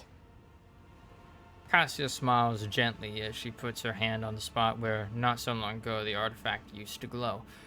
The pernicious stone that Fela Corsello used to inhibit Cassia's powers was shattered when she was released from the homunculus's torture sphere.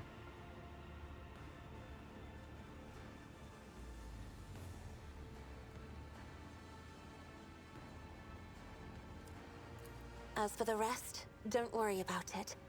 I am the blood of House Orselio, its heiress, and I will overcome any ordeal to return us to the Expanse. You know where we are? Somewhere in the middle of the Dark City, I suppose. They say the human mind cannot fathom the bounds of this place, for the Imperium's largest hives look like grains of sand in comparison. A webway gate built by the ancient Eldari is the only way in. I think you realize as well as I do what that means for us.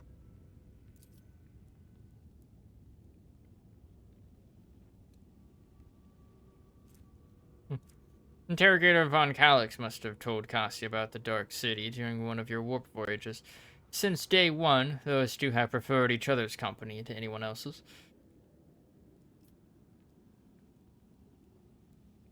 What colors you see around you? There was only pitch darkness inside the homunculus's artifact. But there is scarcely any more light in the streets of the Dark City, in whose blue-black haze I am almost blinded by pain. Clumps of brown and dark green blend with the settling ash of misery, all woven together in a tapestry of every shade of darkness. Cassia frowns as she watches the shadows dancing in the corners. You mentioned not being alone in the darkness of the artifact. Was it a figment of clouded reason, or was there really someone else with you? It was real, Lord Captain. I must confess, I have been hounded by eerie strangers for many years. In my dreams, visions, and warp scryings. They try to reach me. They are tormented. They shout something I cannot make out. And one of those strangers, the most frightening one, is a woman who always stands aside and merely looks on in disapproval. Dejected silence hangs in the air. Finally, the Lady Navigator said. Unlike the others, her image manifested itself more clearly each time. The refined features of her elderly face, the long white hair, the empty eye sockets glowing scarlet, and a third eye, the eye of a navigator. Once, in the middle of a warp voyage, the old woman dashed toward me and started strangling me. Praised be his mercy, for I was able to banish her to the fringes of my consciousness at that moment. However, that only angered the old woman. Cassia's shoulders shake from the memories flooding in. I began to see her ever more often, in shadows, at the edge of my vision, in my own reflection. And it was she, too, who waited for me in the darkness of the homunculus's cage. I know it for certain. Now, you know the last of my secrets, Lord Captain. Do you think I'm going insane? Cassia sighs dejectedly and covers her eyes with her hand.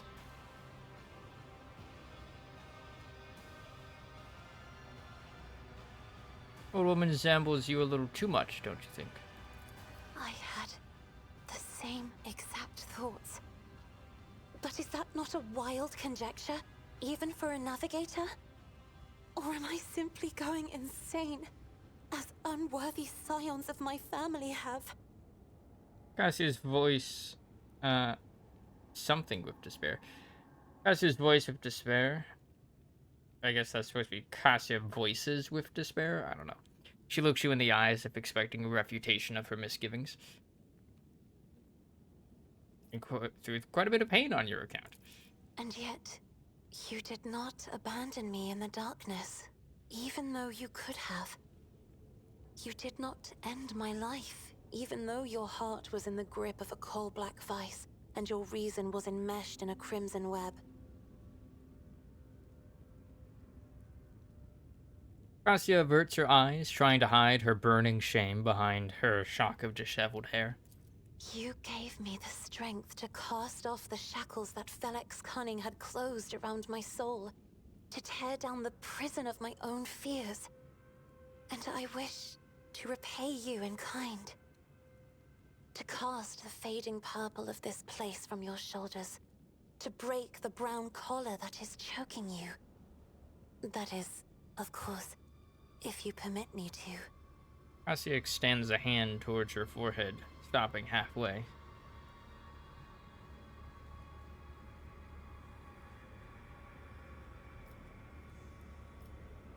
I accept your care.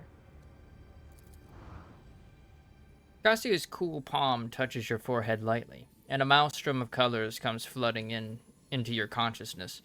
Your feelings and emotions change under the onslaught of a will that is not yours. The sensation is familiar, but this time, the process is different, soft, painless, perhaps even pleasurable.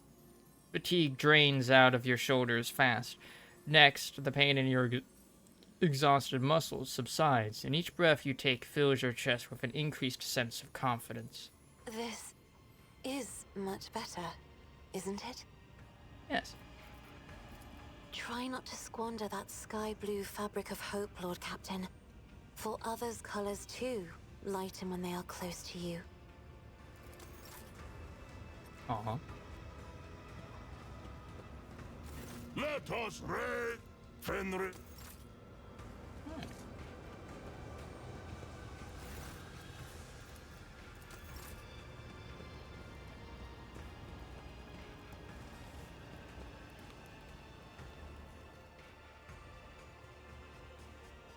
Amazon.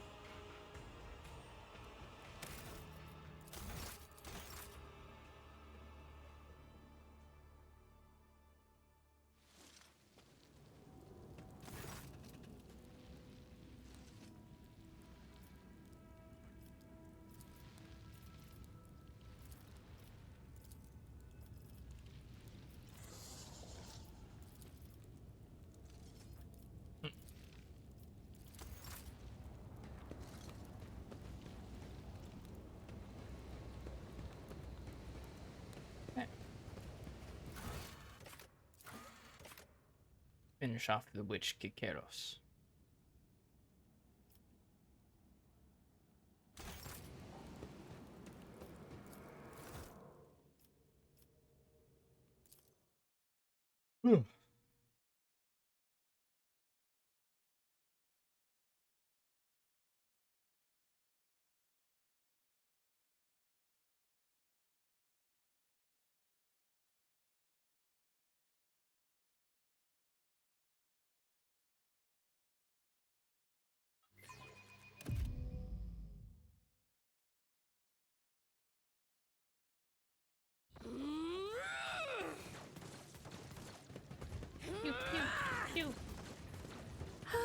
In this tapestry of a world, I am the rogue thread.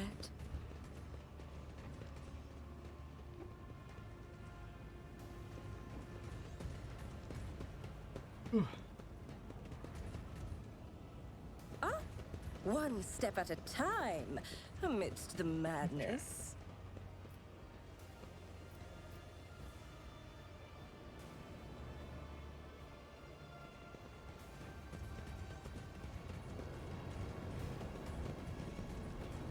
Monkey, this is minion, eh?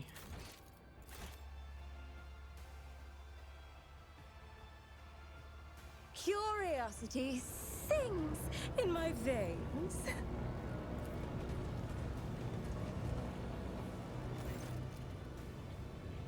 An unfamiliar monster, even more terrifying than the previous one. than the previous one of the homunculus' servants bars your way. His voice is as dry as death itself. Master Tavantius sent me. The Master wishes for you to send Kikeros on a swift journey to She Who Thirsts. Do not expect a fair fight. This is your execution. However, Kikeros is incapable of adequately assessing whatever she fails to comprehend, and therefore you stand a chance, albeit a negligible one. The help that was promised will be provided. The Anguish Prospector will bring the witches the ecstasy of death throes. Should you survive, do not return here. The witches will seek revenge, which is why the Master has already left the chasm and found new patrons. He suggests you do the same. So says the Master. The monotony and accuracy with which the monster repeats Cervantius' words reminds you of the way servitors communicate. So we have been thrown to the witches. Even if we survive this fight, we will not survive the retribution of the Dark City. I hope the Arabinian knows exactly how his play is going to end. Will you go to your master now? The Master doesn't need me anymore. I'll go kill someone, get their pieces, and make myself stronger. Say nothing and turn away from the monster. The servitor, but they still kind of talk a little bit. Yes.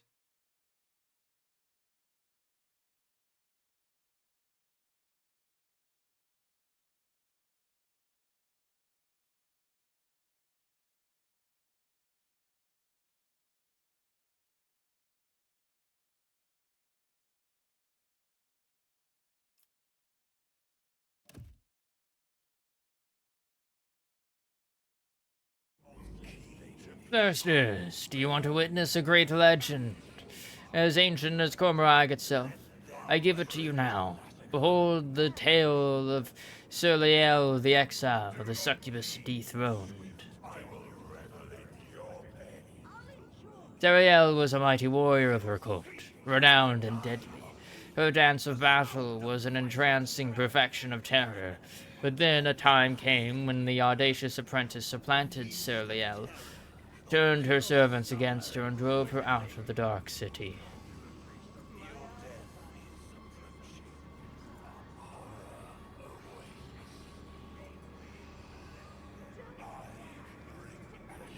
She wandered the webway's savage wilds and slew scores of their terrible horrors as she fought for her life.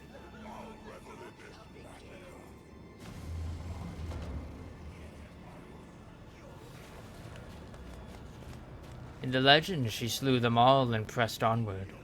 But our story will be shorter. Kill.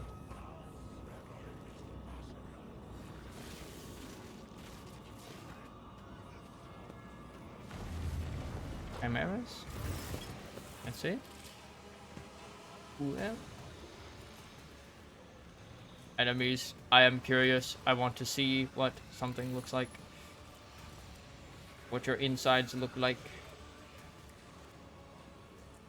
Skilled Beastmaster, you say? Wow.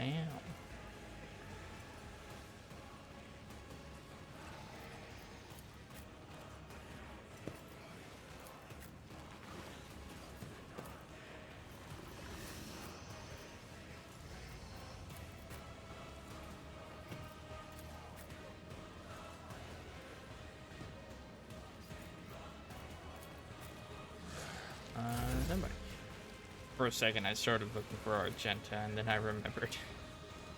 What if?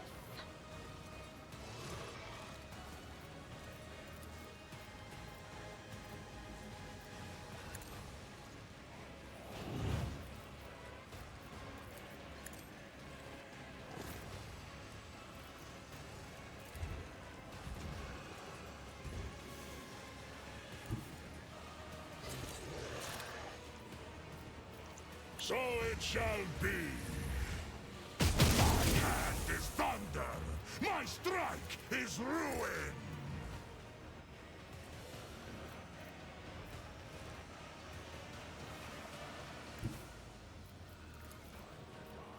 helps moving him. Ah.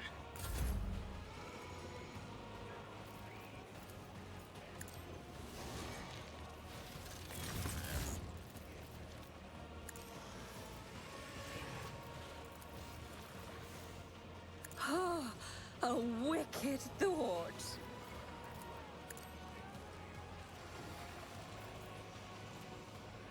Schemes within schemes within schemes.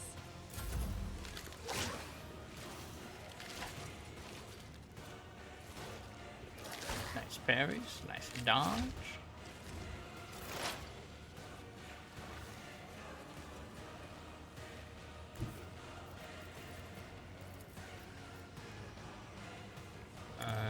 This next attack should hit it.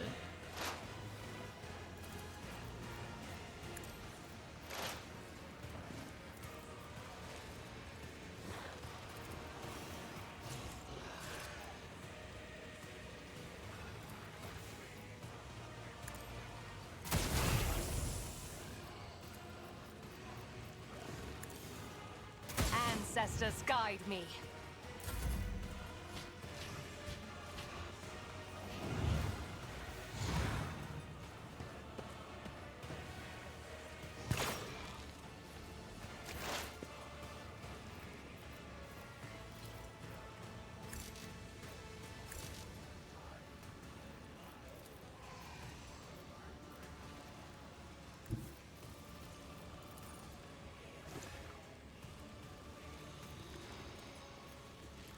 Activate calculated fury algorithm. Running binary override.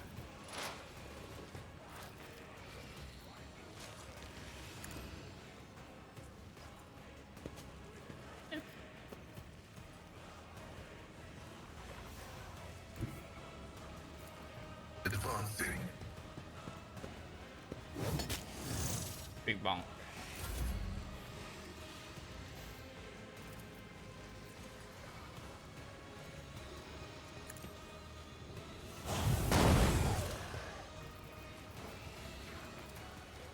Me? If you insist, Lord Captain.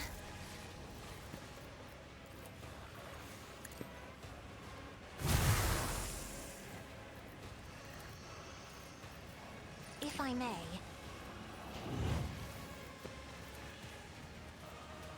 Let's do again. Power and toughness. I'm not accustomed to being ordered around.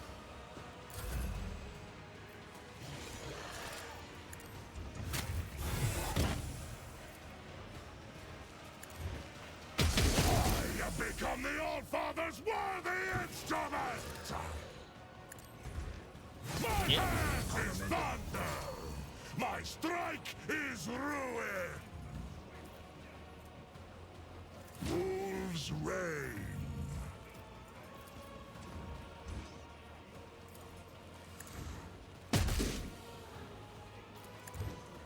I will carve runes out of your bones! Hell yeah, brother.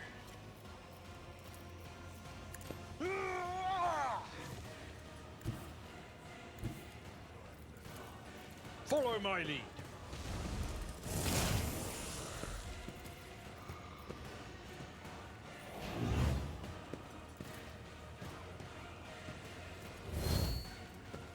I will do my duty.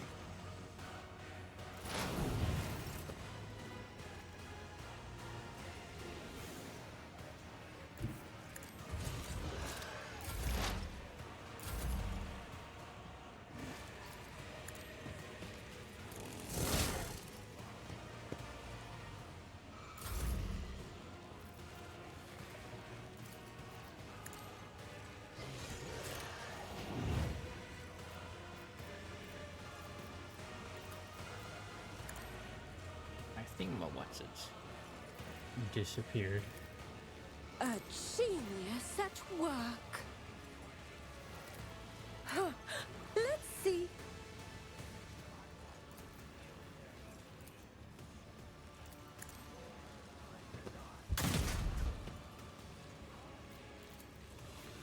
Roni. Oh wait, he already has it. No. Just a minor setback. High momentum. I understand your intent.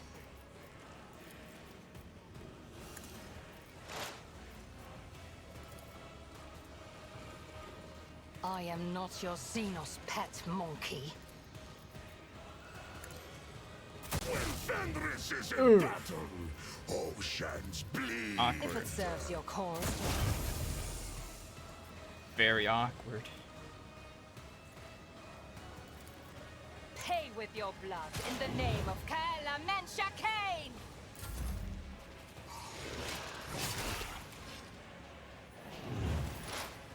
Shit.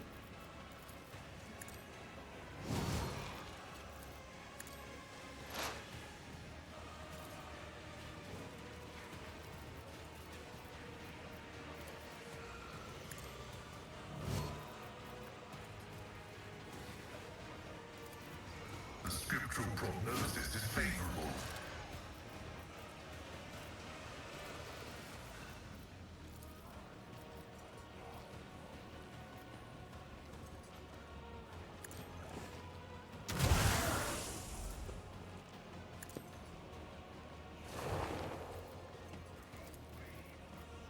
Isn't this a job for the serfs?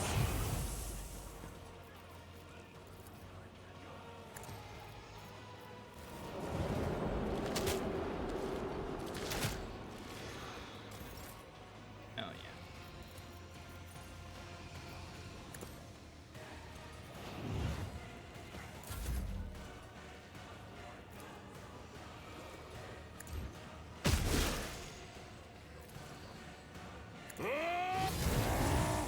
Feel the icy bite of death!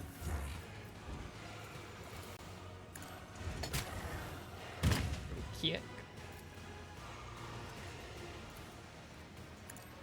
My hand is thunder!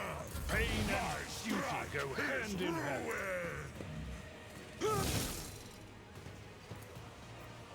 Should kill it.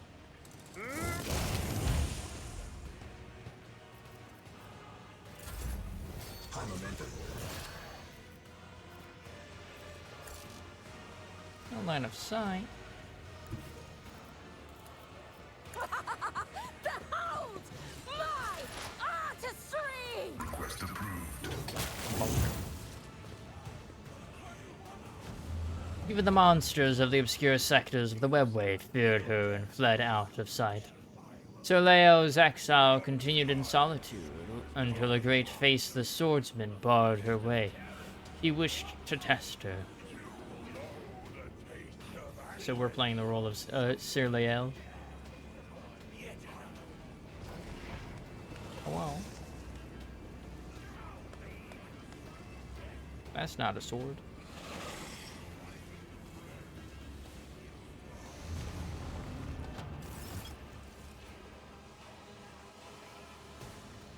Slith military artist.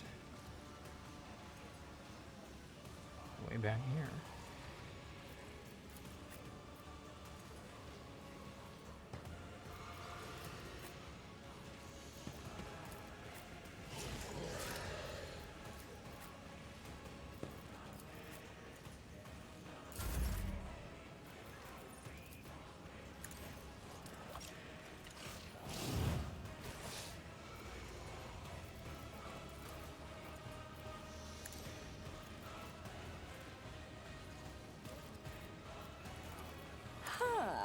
What if... Do a little of that. Come this way.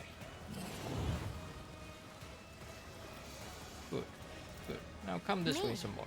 If you insist, Lord Captain. Come closer.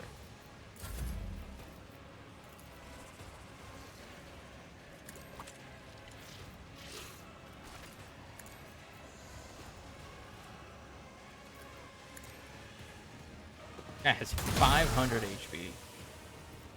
This one. Let's see.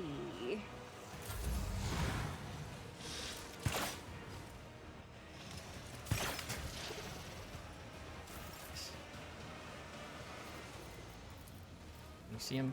No. Here. This Yes. tedium is beneath me.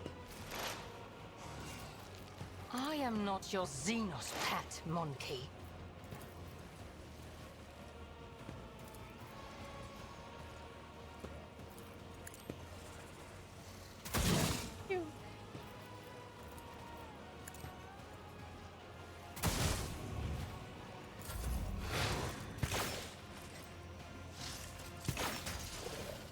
Man, this guy fucking sucks. For like a military artist.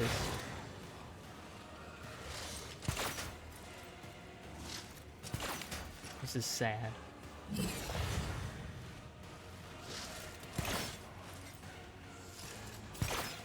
Bro. I'm starting to feel bad for this guy. Come on. Come over here.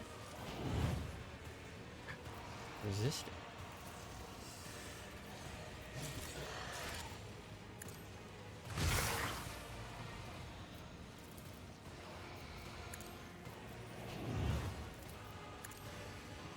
I just noticed Cassia doesn't have anything fucking equipped.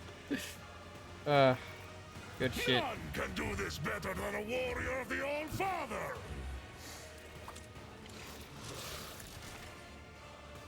The wolf is on the hunt.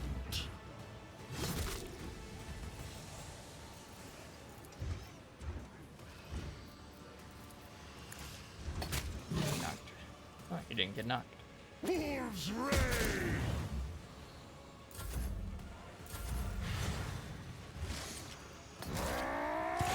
Feel the icy bite of death!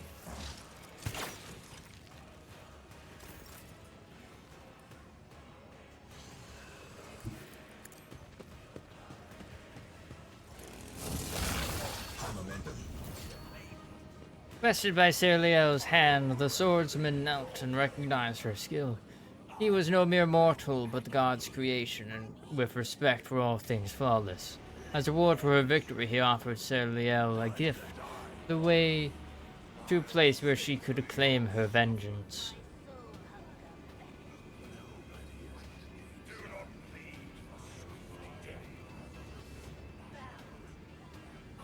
Yeah? In a forgotten fragment of the webway, she found a lair guarded by an ancient beast of immeasurable flesh. Serliel delivered blow upon blow, and yet her strikes did not diminish the creature's body or mute its roar.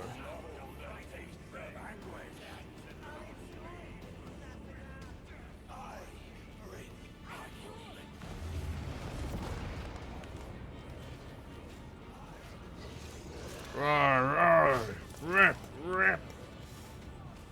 I see your Let me just darkened find one of you colours. guys. The perfect specimen, and it has even less HP as the other guy. Hey, look. Looks kind of like him.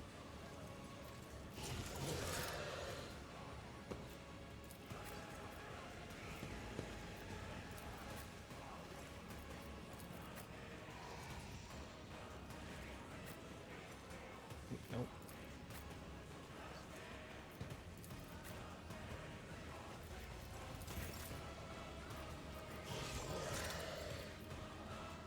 Hey.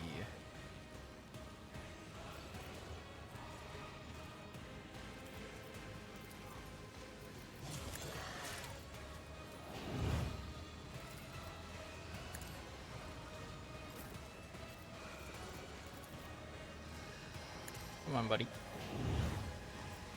Yeah, may have actually just caused that to be like outside of the range.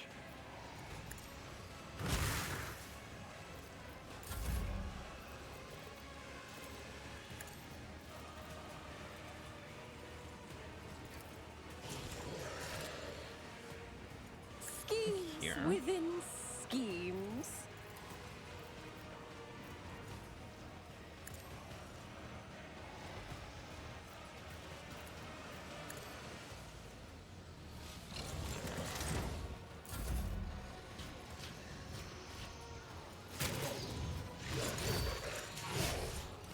And Fury.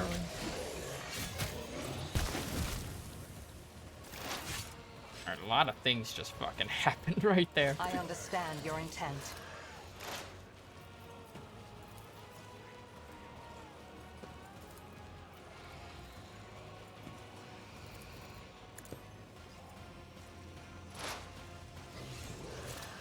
I am not your Xenos pet. Very nice. Oh, sorry.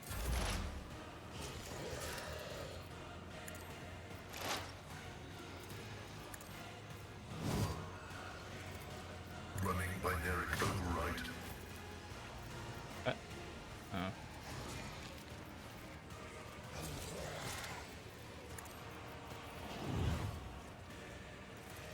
Isn't this a job for the serfs?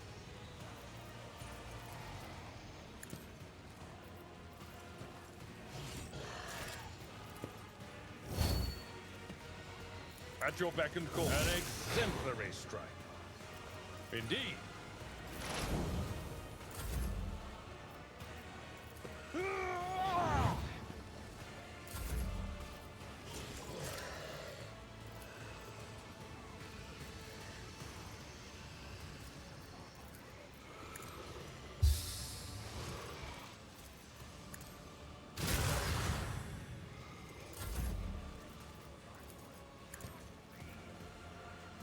Sworn enemy going. Gray hair, sure have.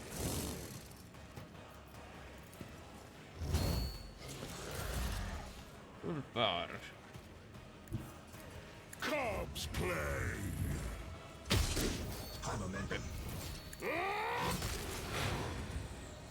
Fenris shoulder.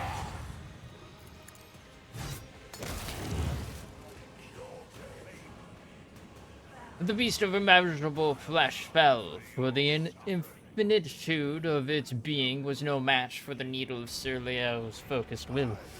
She ran the beast through, pierced its heart, and ripped it free. That heart was the black crystal of Seika, the bestower of power.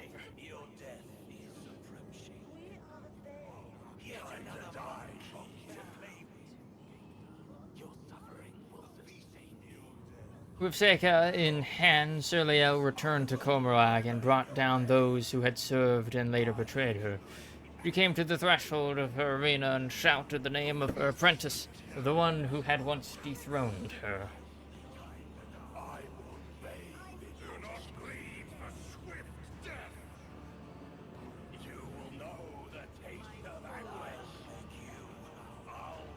And hear her the apprentice did. The succubus Sinithoria answered the challenge and descended the steps toward her.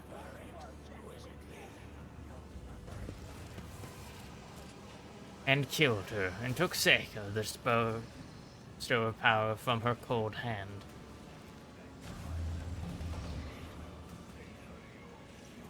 Run, fools, or fall. Agonist pain engine. There's Cake.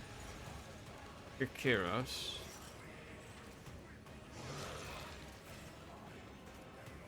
Okay. This I do not like. 700 thingamawhatsits.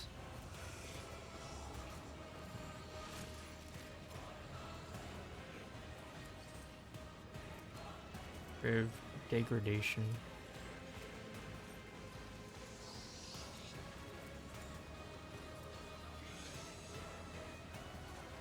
Break the flesh 5. Ooh.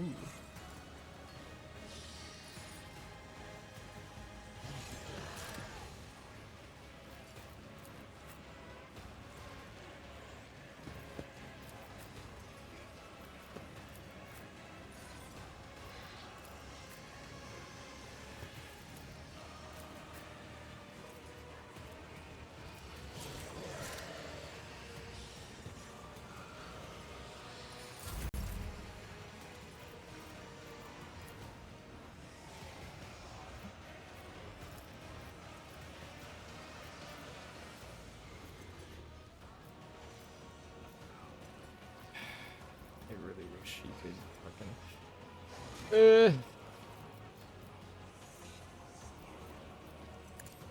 one point in that ear that has that. I guess. Oh, You just let's stack it like see. that.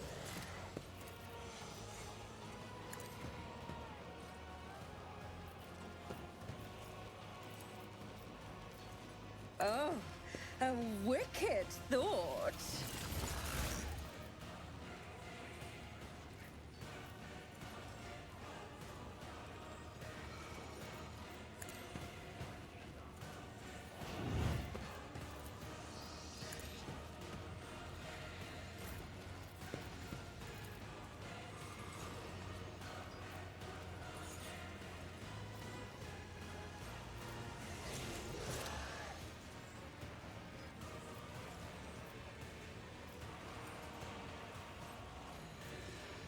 There we go.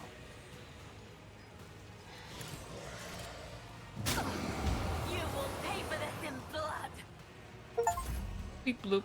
Doom Trader. You performed 500 critical hits with members of your party. Oh yeah.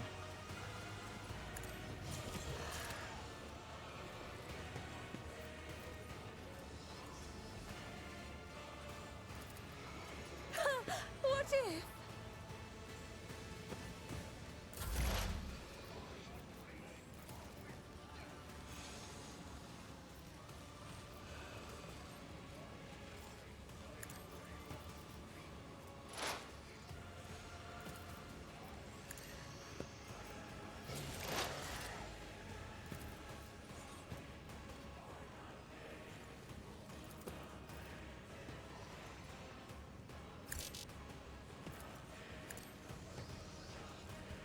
Woe to you! Nice. Fortune favors the swift. Stroke of luck!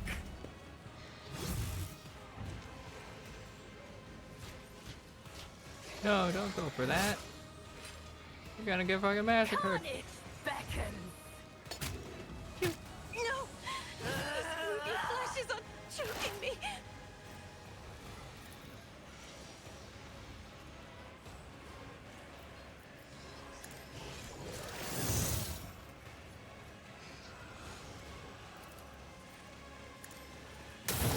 Wait, shit. Wrong thing. Wrong person. Whoops. Request approved.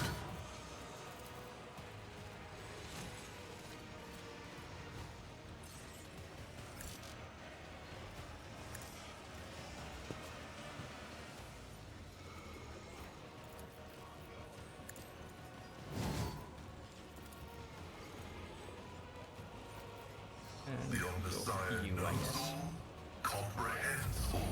I bring agony. No.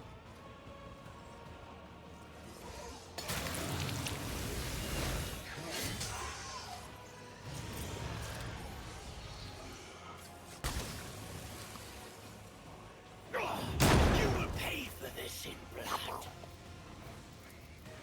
Victory is imminent. My place is at the fore.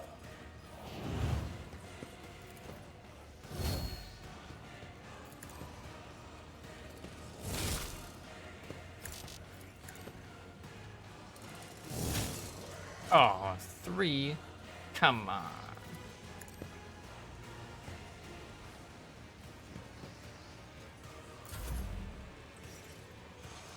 Like, come on.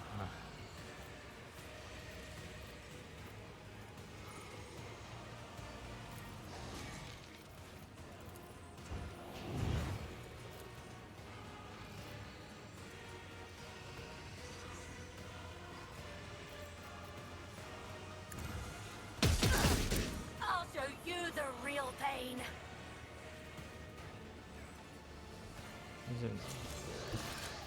I was saying you gotta go all the way over there.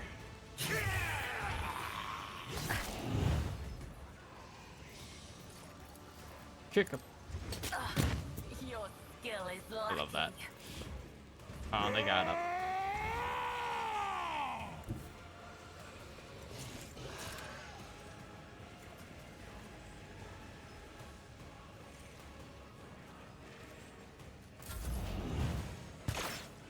He's there, actually. High momentum.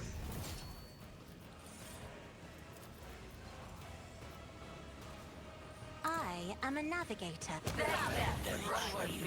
There we go. If From I murdering each other.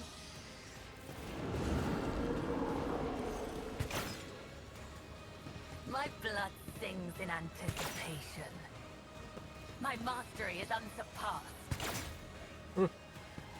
Your death is approaching. I'll No. return the pain tenfold. Excellent, excellent.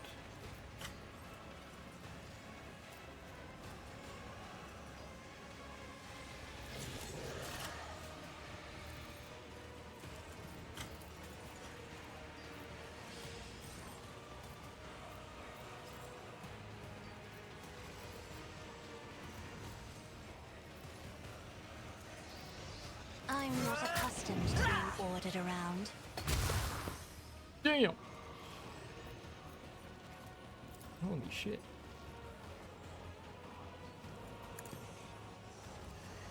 Their death won't be easy. I'll paint your death in colors. Yes. See how Your skill is lacking.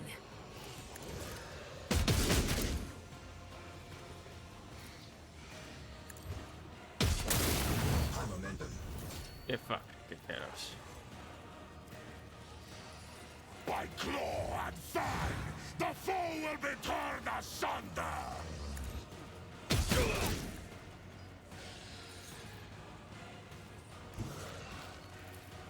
The fame-hungry come.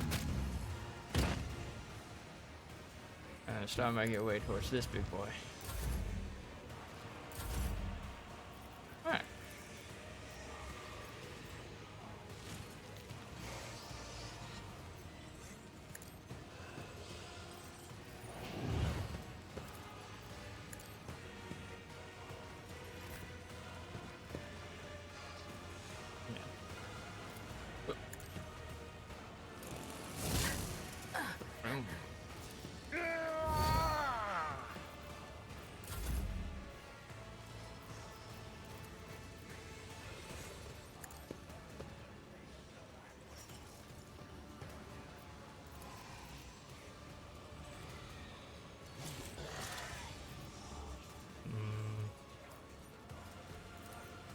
Schemes within schemes within schemes.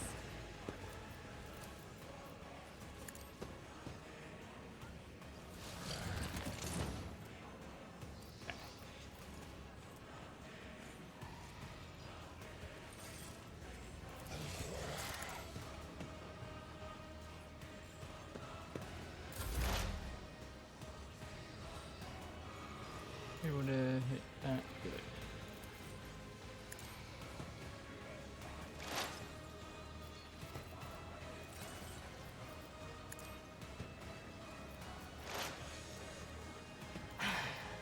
If I must. This tedium is beneath me.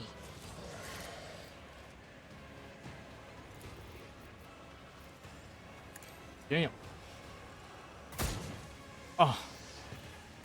Come on. I am not your Xenos pet monkey. It could have been so much damage. You call this a strike? Range.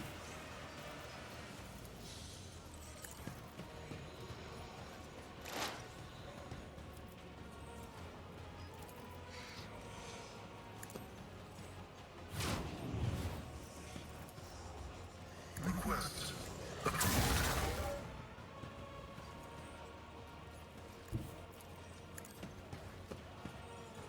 I decorate you with heat spirits.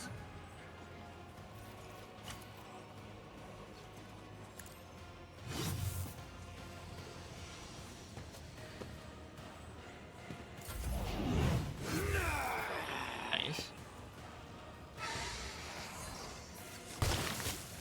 Nice. 0 damage.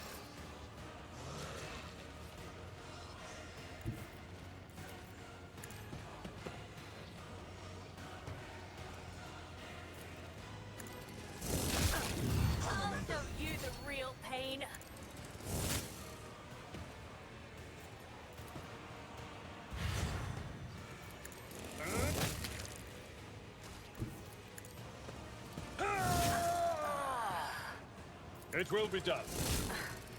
Your skill is lacking. I will do my duty.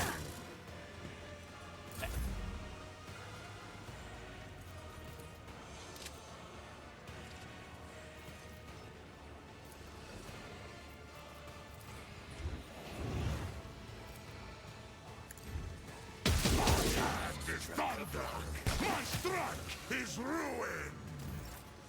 Yeah, so every time it takes damage. Wolves ready to disgrace! Only once per turn, it would seem.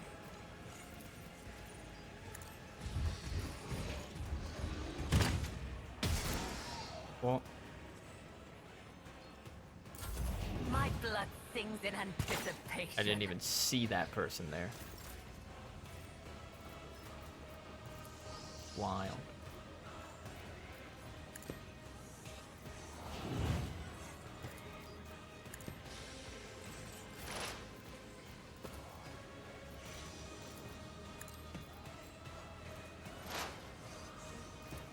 My vow is to serve.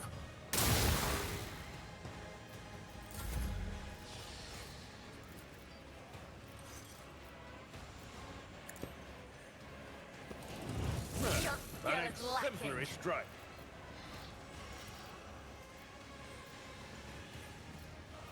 Can I both of them? It is. Their death won't be easy.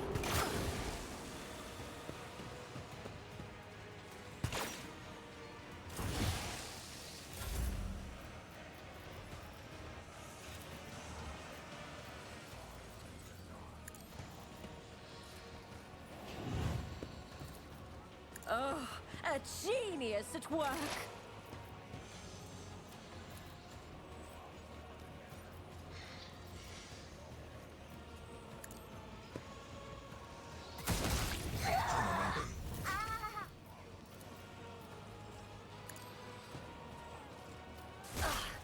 I'll return the pain tenfold.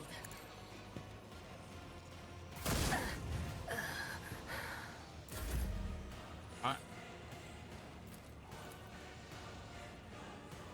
Let's see. I missed.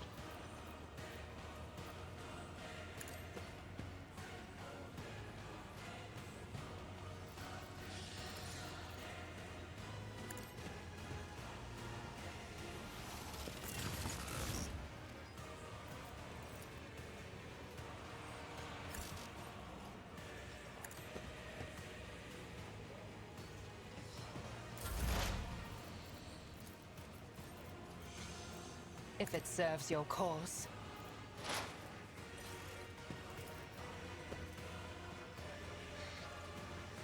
I understand your intent.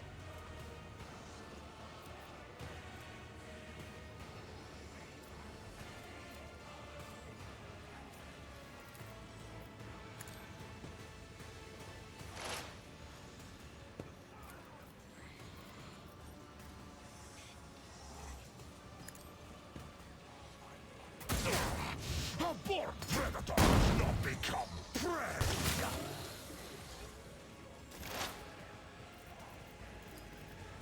Oh, Deal death with my Watch it, hands. you rusted, Somehow that hit stinking it. Sons of trolls!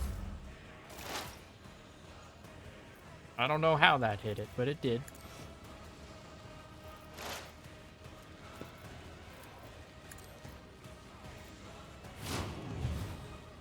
Oh, that's gonna actually get all the way over there.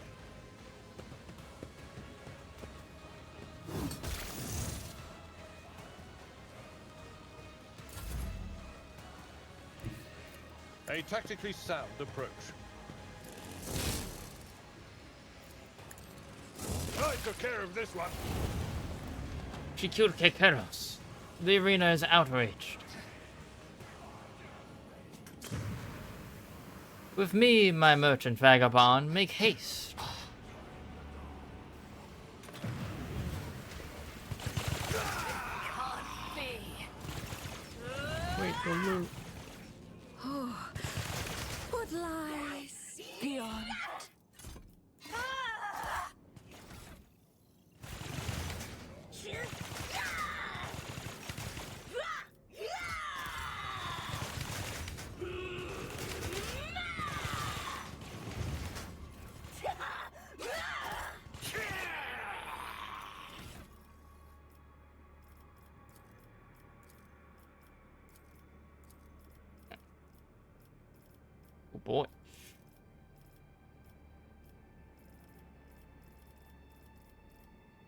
These are new.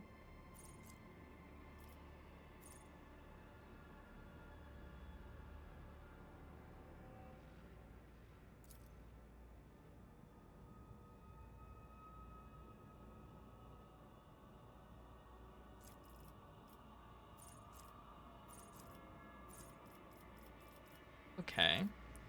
Let's see, attention. After an ally takes an extra turn provided by the character, the ally gains 7% armor, 7% dodge, and 3 movements until the end of combat. Does not stack.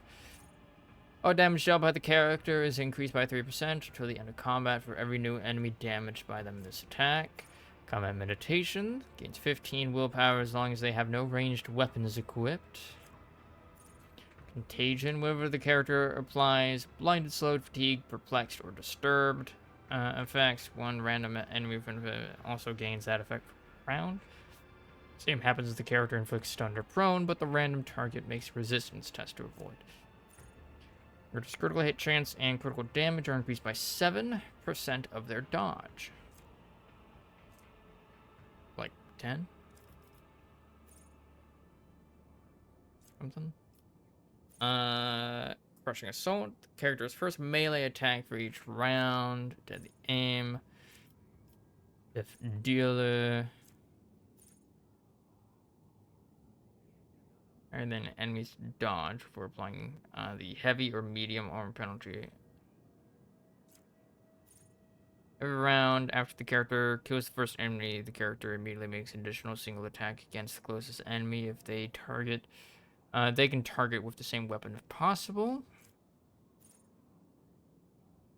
The character deals damages to an enemy. An enemy suffers +1 stack of the degraded defense effect for every 6 damage that the character has dealt. Whenever an ally attacks that enemy, they deal additional damage equal to the number of degraded defense stacks. Every melee attack the character makes reduces the target's armor by 3% until the end of combat. This reduction is applied before damage is calculated. When targets pushed by the character collide with enemies or cover, both the target and the object they collide with suffer an additional... Okay. During the first turn of combat, the character has 2 additional action points. The ally takes actions on extra turns given by the character. They deal 15% more damage.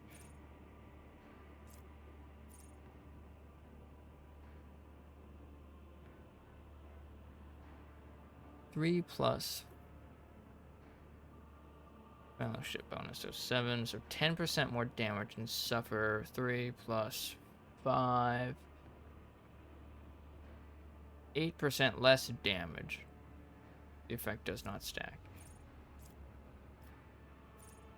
Any damage the character deals is increased by 1 for every attack they have made this combat.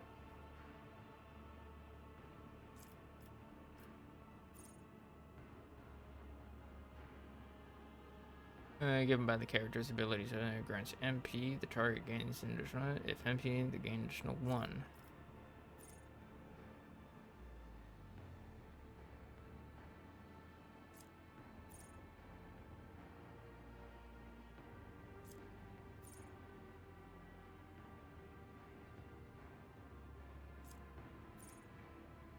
Enemies hit by the character.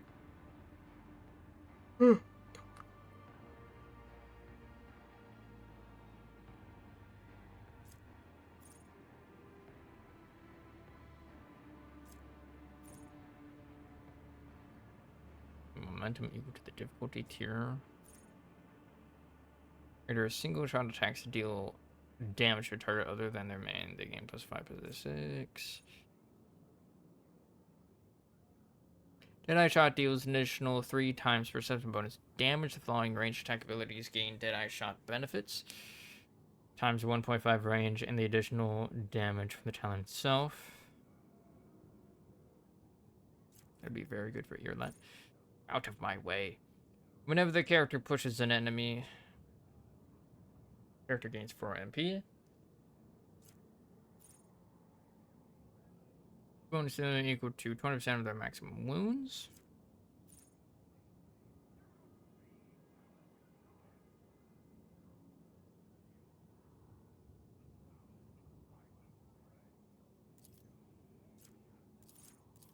Alright, that's honestly pretty good. +5 to all characteristics. Like my Wii.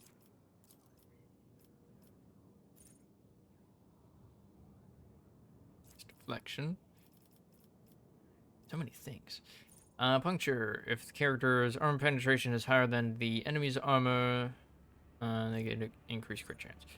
Whenever the character is healed, they gain 5 times character's toughness bonus, more wounds. Character loses wounds, their next melee attack gains +1 damage for every 2 wounds. Characters can attack gain an additional plus ballistic skill divided by 2% over penetration. Their penetration attacks cannot be dodged. Is doubled against single target attacks. Gains additional 12 wounds. These wounds are further increased by toughness, increasing by 10 times toughness percent in the same way as basic wounds. As long as the character wears a light armor, their dodge is increased by half of the armor bonus of that thing. Okay. And bonus to all resistance tests equal to 5 times deflection.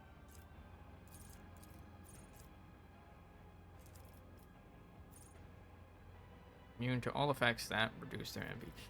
Alright, perfection under fire.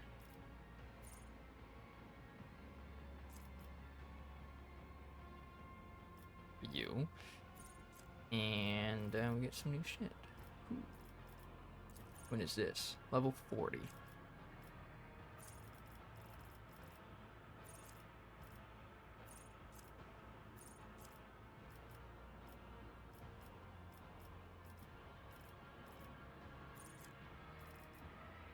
Oh, these are some of our old stuff.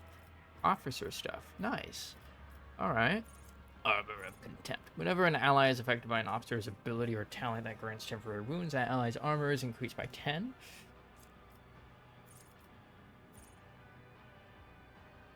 And a bonus to their weapon skill equal to deal 7 more damage on attacks of opportunity. Increased by 3. Increased by 6. Whenever the officer uses an ability on an ally, that ally gains a bonus to their perception and ballistics equal to 7. These bonuses stack, but half of the stacks are rounded up or lost at the end of the target's turn.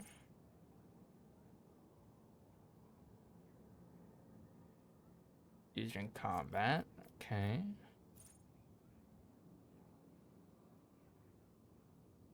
Okay.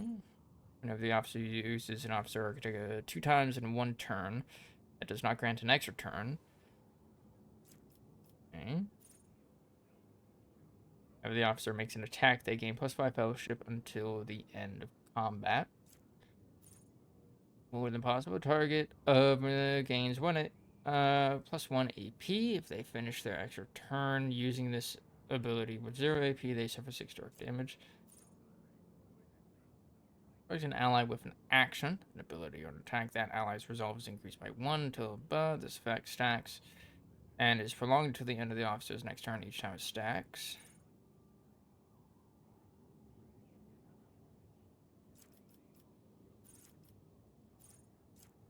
Okay. Whenever an ally starts a turn adjacent to the officer, they gain MP equal to fellowship bonus divided by 2.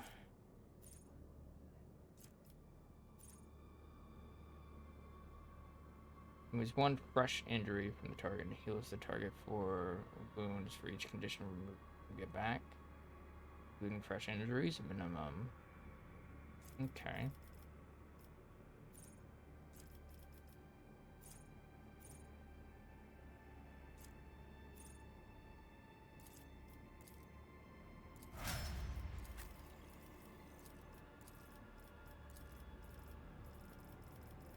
Okay, so these are all same. Okay.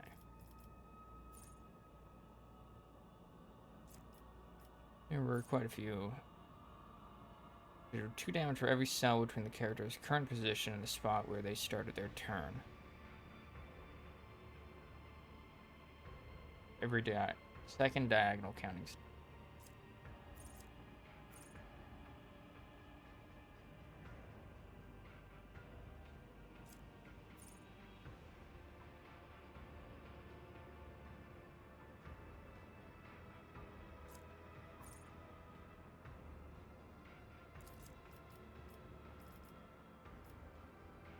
He's doing his part.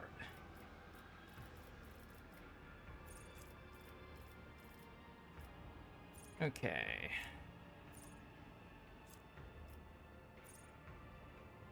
Made by every enemy this combat.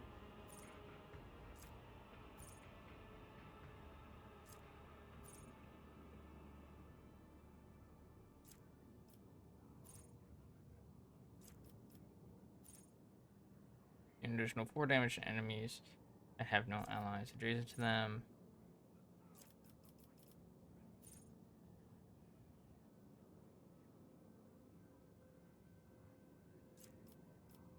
Good. Damage out by the charge is increased by toughness plus strength.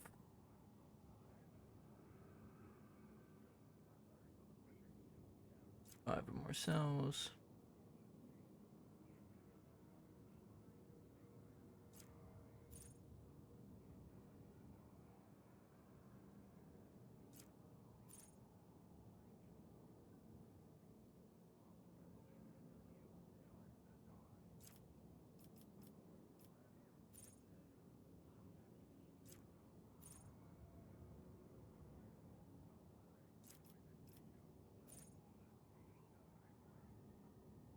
With strength for 1 melee attack.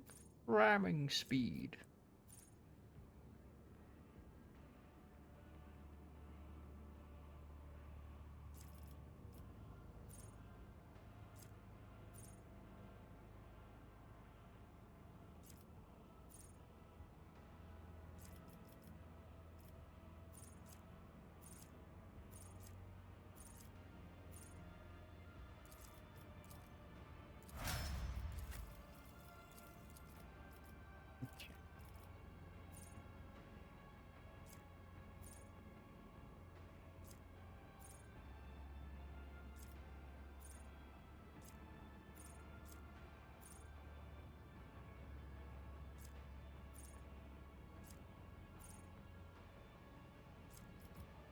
What's the one that was like single shot attack?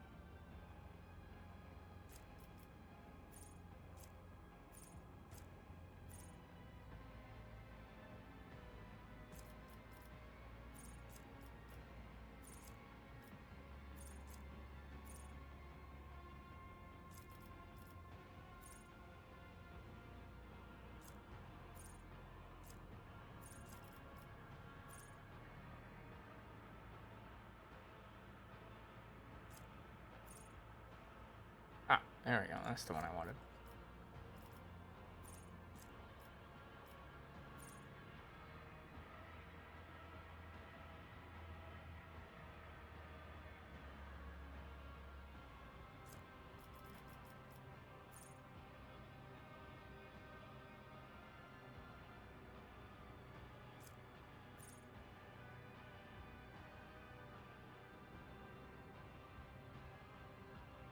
Right effect by n minus int, so 7 or more exploits and scores a hit.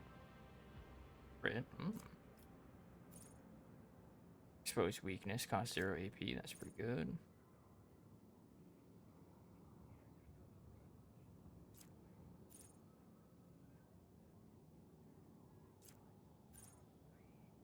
On their first turn in combat, the operative randomly distributes the same number of exploits as when among all enemies in 10 cell radius. Oh yeah. Give me that one. Ooh, sniper expertise as well. Operative armor penetration against enemies that are 7 cells or further away.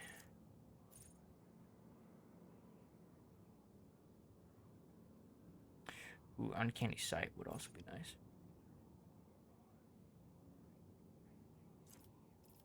And we'll do passive learning.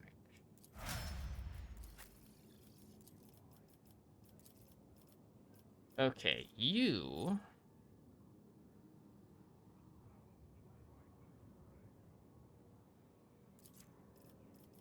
Death dealer.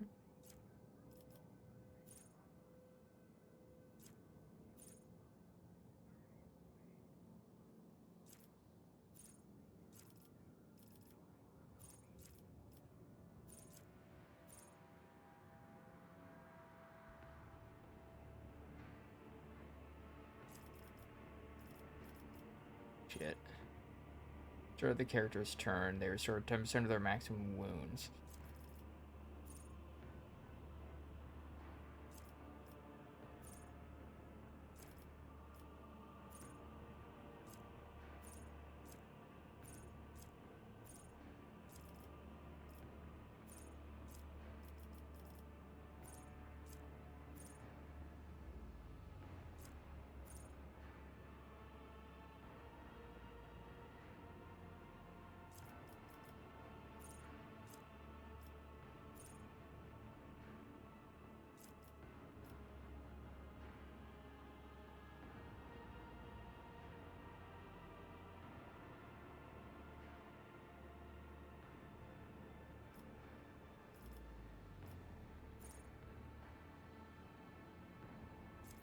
Your weapons.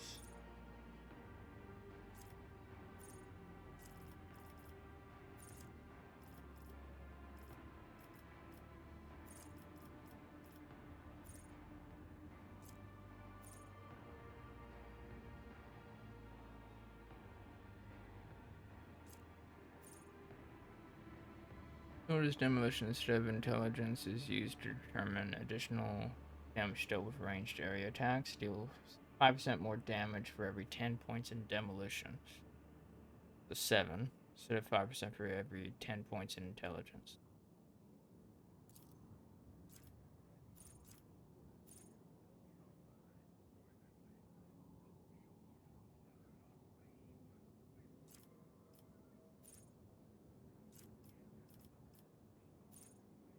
A full wound soldier is 2.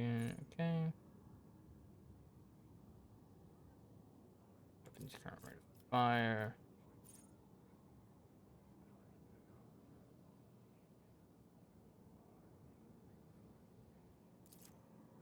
Good. 3 different enemies. Rapid reload is also pretty good.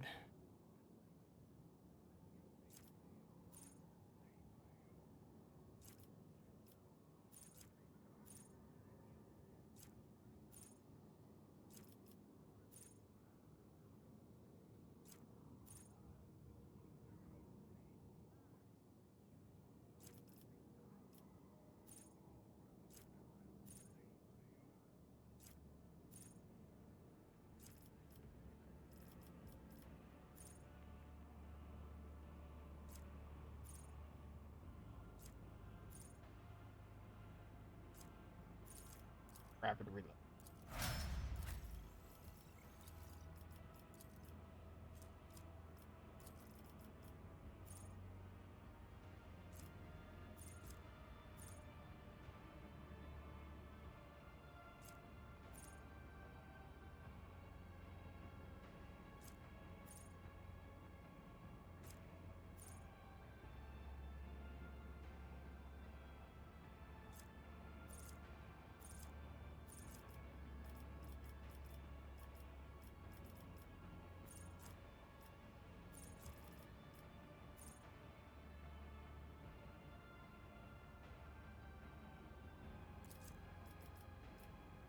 Good.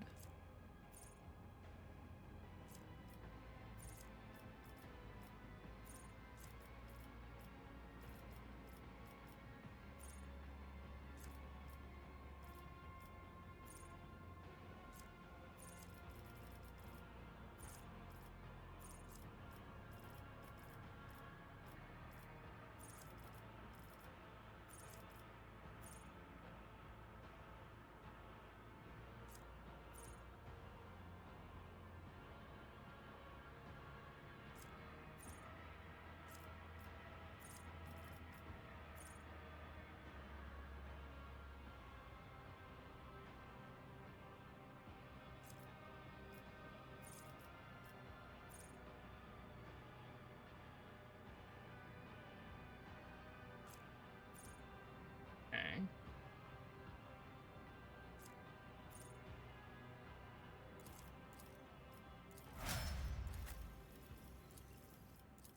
Alright, last one. Last character.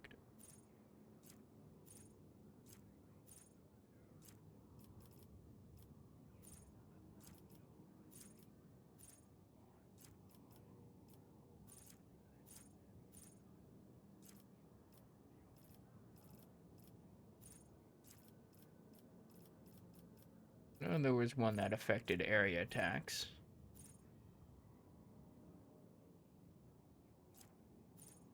She does also give extra turns as well.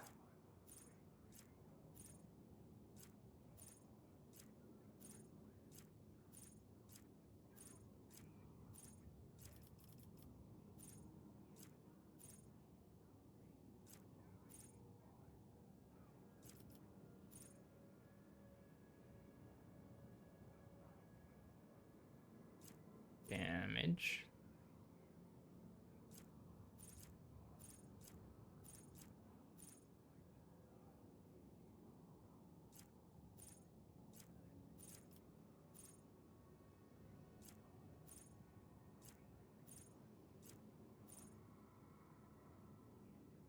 Hey Kayla, how you doing? Asa.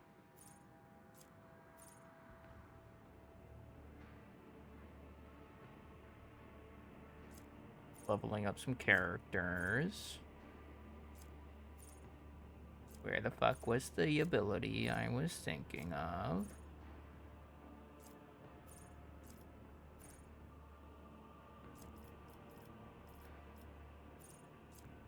Maybe it was a class ability and therefore she doesn't have it.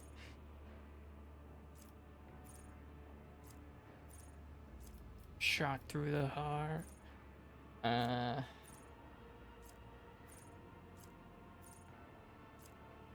Shit, I think it might have actually been a class ability. Well, rip. In that case...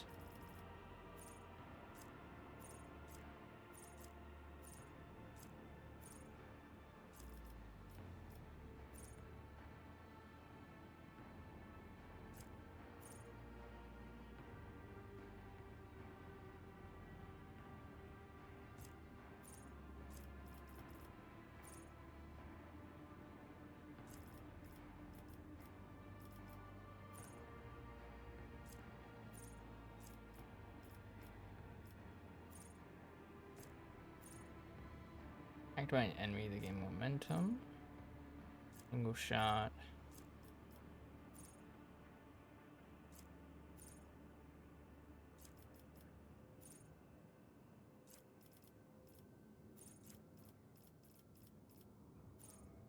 Man.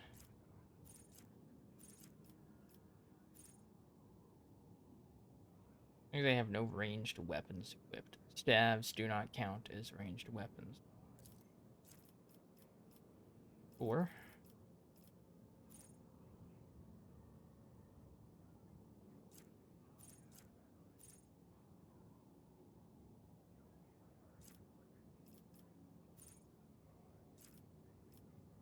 yeah. How you doing, Kayla? What you up to?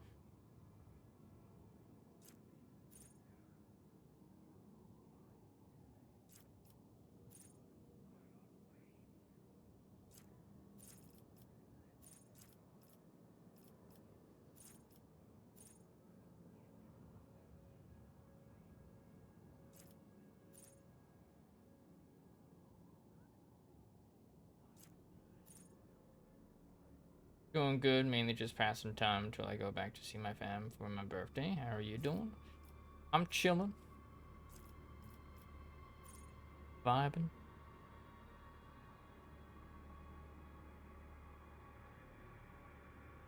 Ally targeted by... Hey.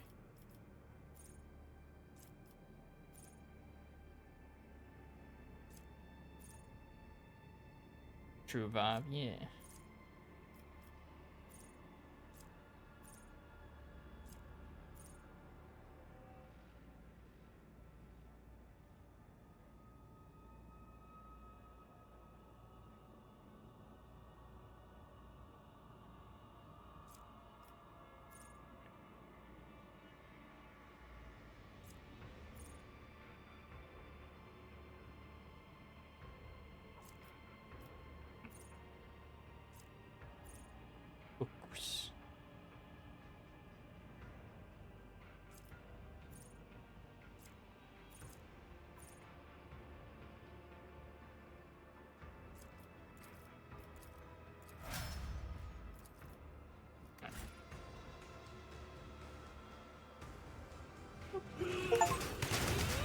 Bleep bloop exemplar.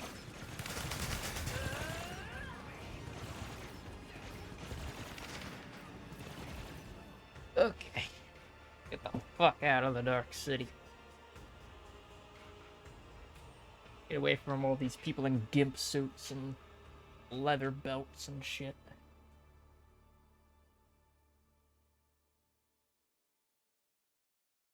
Outer Spire Halls.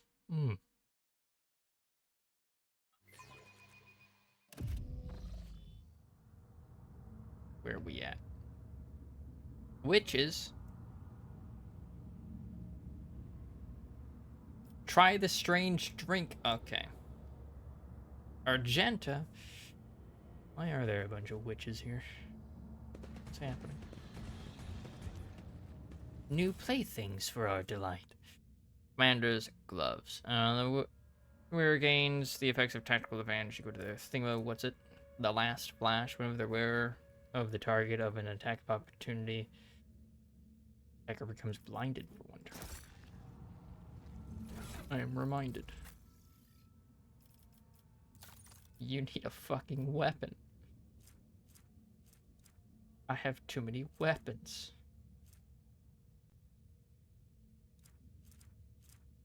Where are your staves? Staves. Staves. There they are.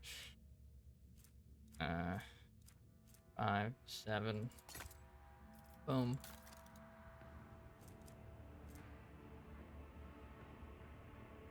I don't remember what armors you had.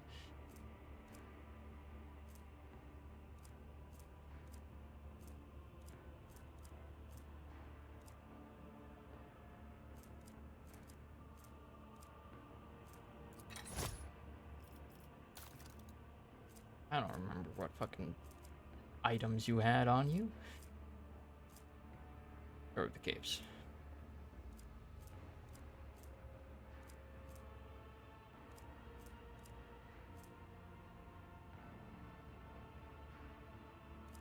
Melee attack. Nope. Nope. Immune to burn? I mean, that's useful. Plus 5 to persuasion. You're not the main character. Minus the word's fellowship bonus. Maybe. Increase the range of officer archetype abilities by 1. Maybe. Cloak of Shadows. Automatically dodge.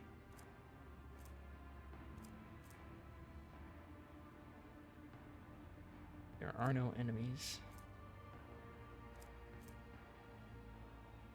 Warp damage.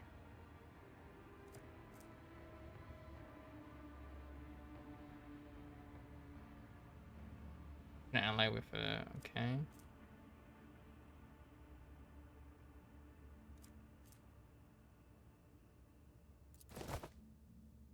Give you that cape.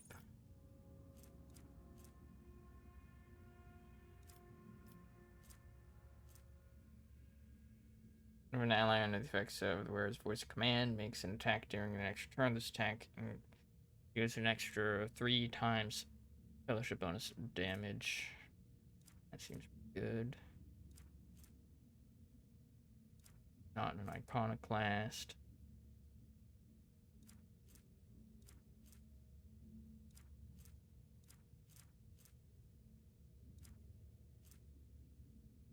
Tactical genius.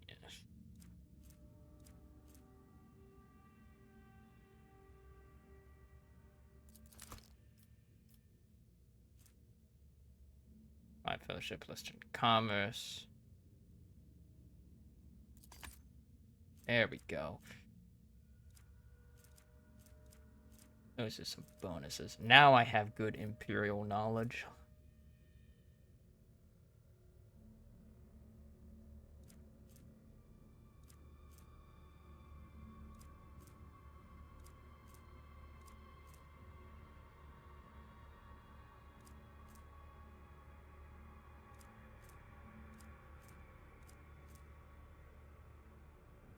Or scores critical hit. Nope.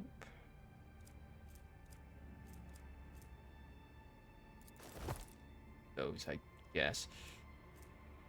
Battle Psychers.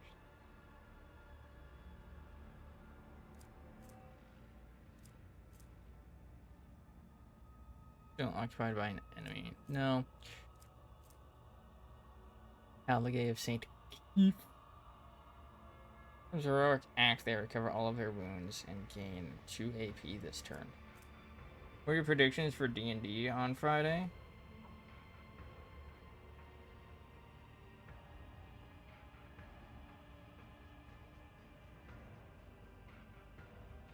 I can't say that. I'm the GM. That risks spoilers.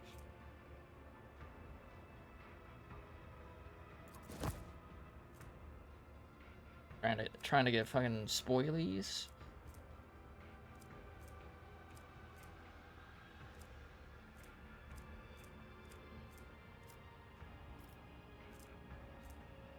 Hey, do you reckon we're gonna die? Ah, yes. Totally. Always gonna die. Like, you guys haven't noticed it, but you've actually been dying every single episode. But like, you know.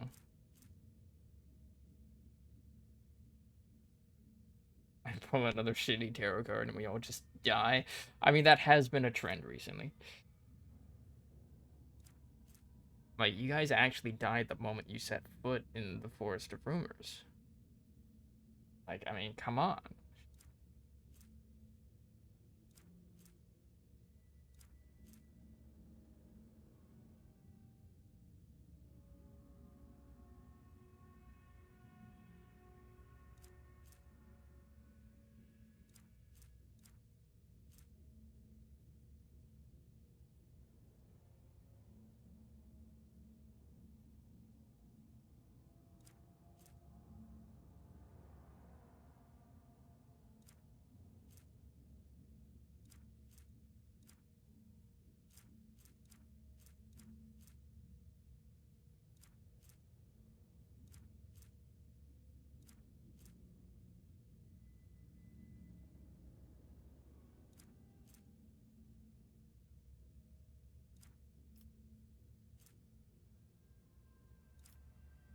I don't know what else to give her. Non-attack psychic powers. And she doesn't really have psychic. Navigator powers start as known as psychic powers? I don't think they do.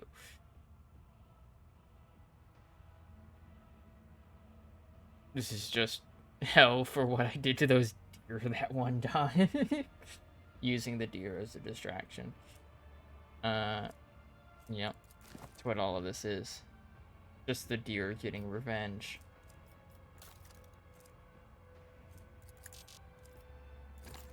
If only that were possible. Oh. Apparently not possible. Here, have some grenades then. And fire grenade.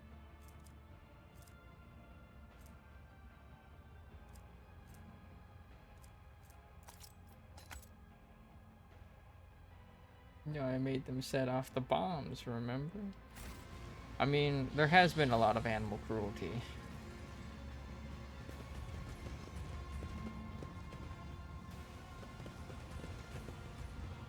Playthings for our delights. Chronos parasite engine.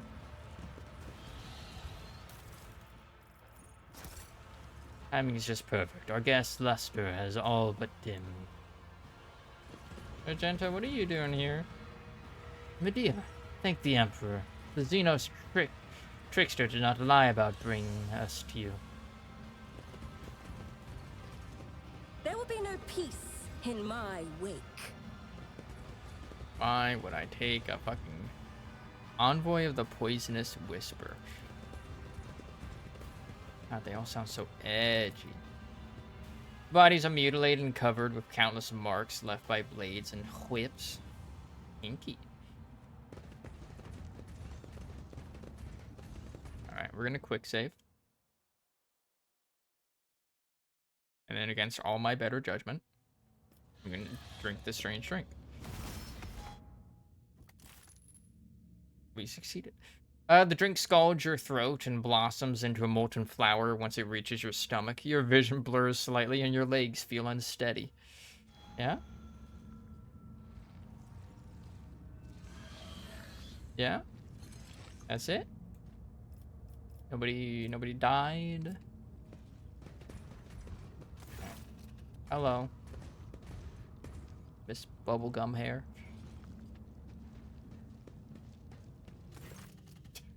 Just waiting for Argenta to fucking run up. Alright.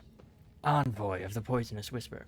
The elegant red-haired Xenos takes a sip of her wine-like liquid and gives you an appraising and somewhat surprised look, then smiles and says to the Xenos standing next to her, "What's this? New playthings, no doubt.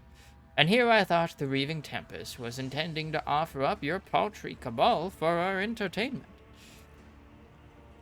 The tattoo-covered Drakari she is addressing, who is absent-mindedly sticking serrated needles into his own gums, scoffs, and in response, ouch. Ow. "The Poisonous Whisper should learn to live up to their name, lest the Cabal of the Wounded Skies live up to theirs and make you bleed upon the Dark City, you sharp-tongued pest."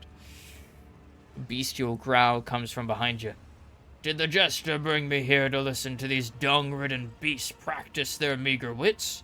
These blathering Xenos are making me angry. I'll kill them." Well, I wish to speak to them before you do what you intend to do. Why in the gums? Jukari? Like, these aliens are fucked up. They're like... Their whole vibe is just, like, torture porn. Like, that's it. That's the entirety of their personalities.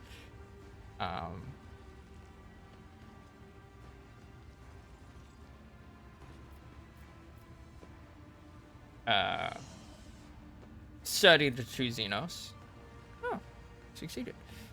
The symbols on their armor are different, indicating that these two belong to two different cabals. If their venomous glares and thin smiles are anything to go by, they're ready to go for each other's throats at any any moment. What is this place? So, which of you is worthy of getting the first taste of my pain, and which one will have to settle for scraps?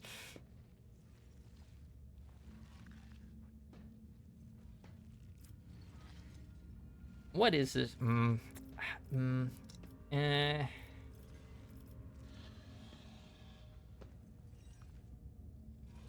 don't know if I pick this one, if it'll continue the dialogue or not. I mean, it probably will continue the dialogue, but... What is this place? The outer halls of the spire of the Reaving Tempest. The esteemed Cabal invited us to indulge in a small celebration. The Poisonous Whisper came as their desired allies. As for the Wounded Skies, no clue why one would invite them. That's enough out of you. This habit of talking to pets is ridiculous. It is time we toyed with her instead. The old plaything is nearly spent, and its pain has grown stale. Words, poisoned words everywhere. Ulfar bares his teeth and his expression darkens. Maybe I should have stuck them against each other. I am so sick of you puny inhumans who know not of honest battle, steeped in the mire of your own intrigue. You have dragged me into that same mire with you. Is this proud warrior destined to wander your wretched lair forevermore, slaying Xenos for other Xenos' amusement? His voice changes, taking on guttural notes and sounding far from human. There is no sign of jovial rage left, only a grim thirst for blood. Oh, I like this one. I want to cut the tendons in his every limb and watch him burn in the fires of his powerless frenzy. Okay. Now, to what purpose? Not to the purpose of my visit. The Reaving Tempest has decided that the Cabal that survives the celebration will be allowed to become their ally. One Cabal, not two. Okay. Okay. I'm afraid that if I ask, and who's your old plaything, like, Ulfar's gonna fucking lose it and just start shooting. Now,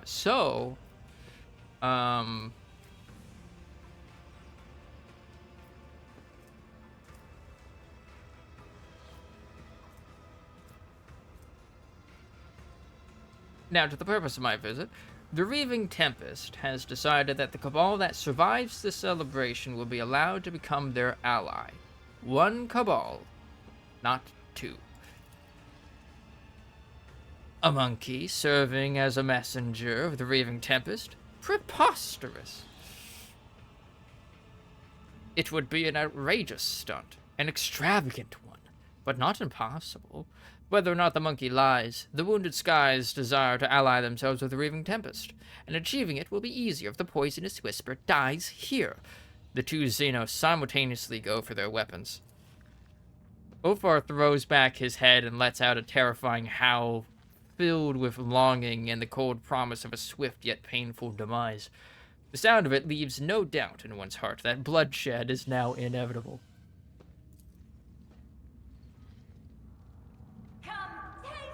You hear the light footsteps of Xenos coming from the terrace, and their voices brimming with anticipation.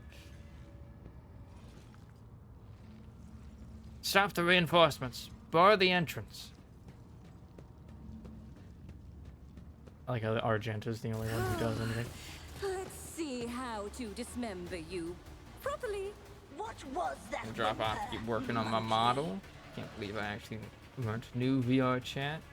Have a good stream. Have a good lurky. Look with the, what? Jay? Huh? He's not here.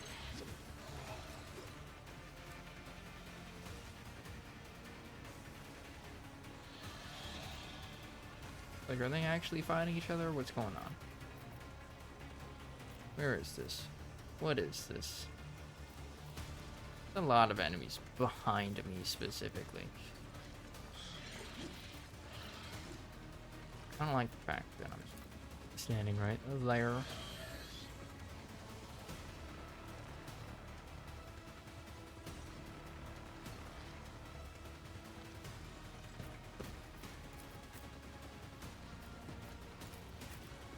And honestly, everyone else is kind of okay with where they are.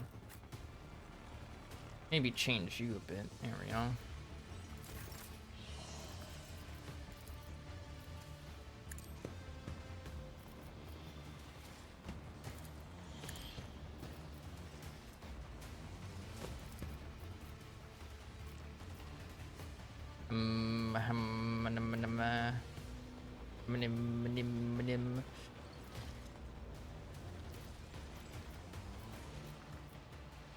Who the fuck is Farseer? Where is the Farseer? Ulfar.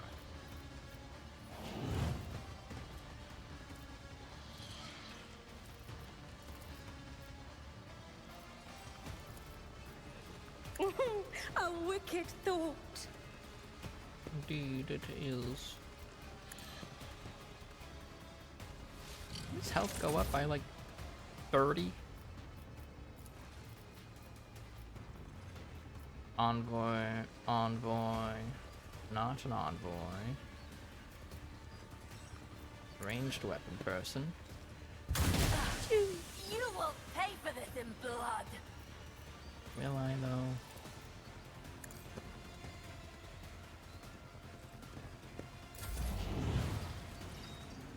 Oh no, very exciting. You unleashed my fury. Okay, they are actually fighting each other.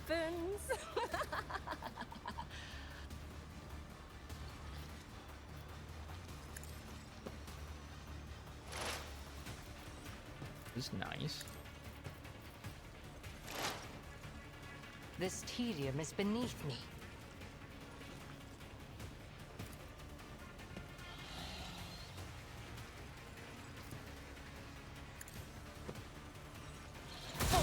Favors the swift. Tear your heart out for this.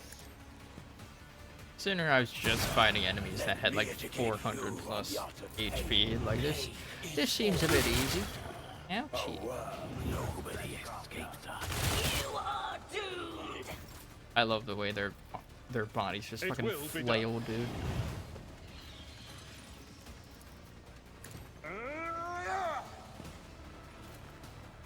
Reduce to dust.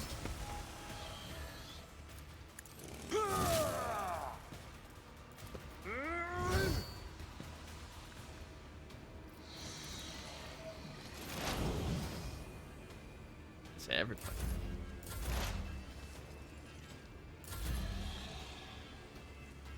Ulfa.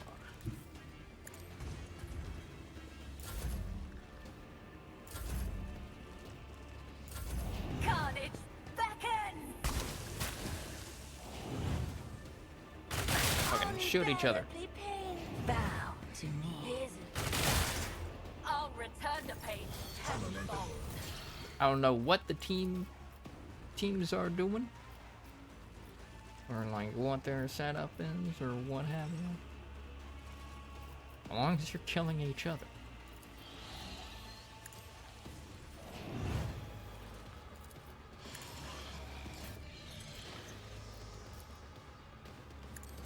Grey hair, sure hand. At your beck and call.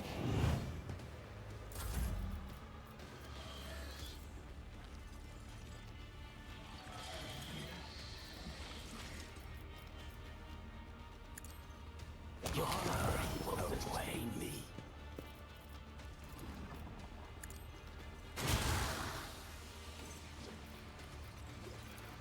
In the name of House Orcelio, I shall prevail. None can do Very nice. Very You will nice. pay for this in blood. Will I though? What a pleasure.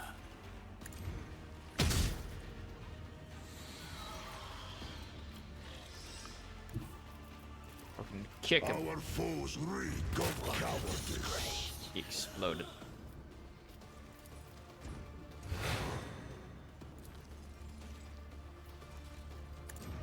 My hand is thunder.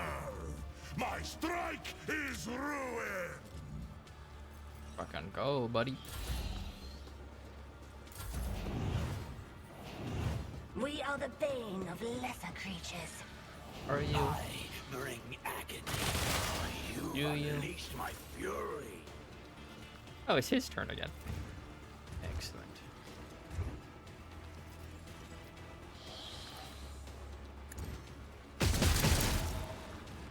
Cubs play. Feel the icy bite of death. I hunger for battle. Oh yeah.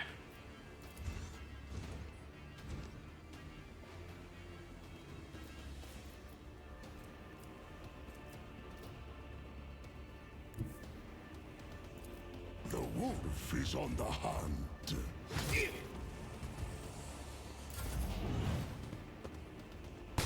You will not withstand my vengeance. All this is happening. Ulfar's just going off on his fucking own, dude.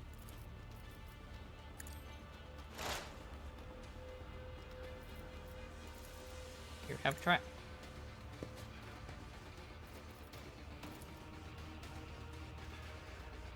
And now we got nothing but regular ass witches.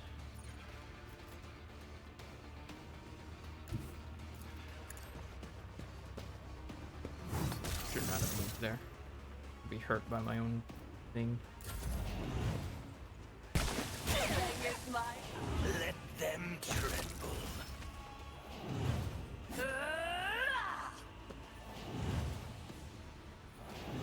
Your misery is my true. Oh, hey. I know it didn't get hurt by it. Not the Farseer.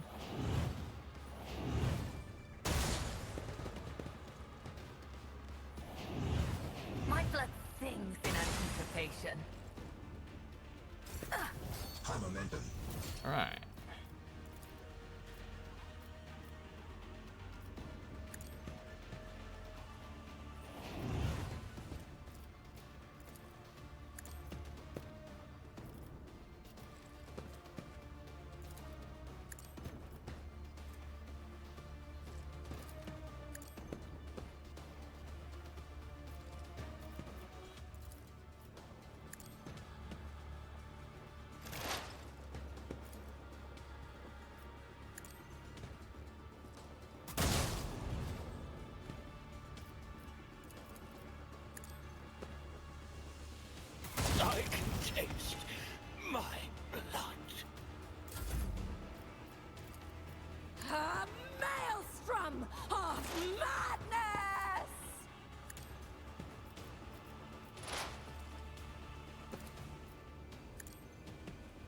69 HP. Nice.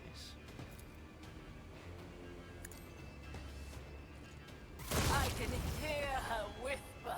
I am not your Xenos pet, monkey.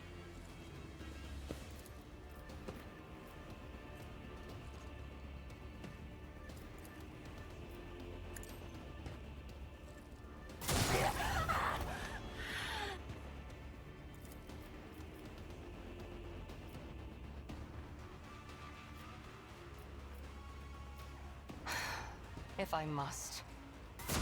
Oh. Missed. Oh, hey, it's her turn again. Well, I understand your intent.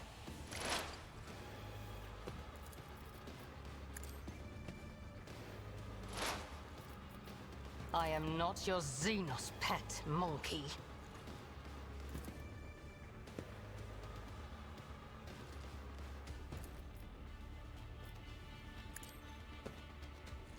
I die.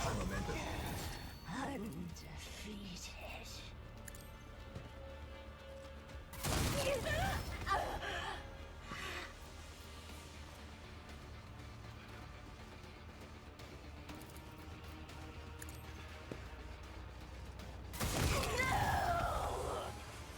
very nice.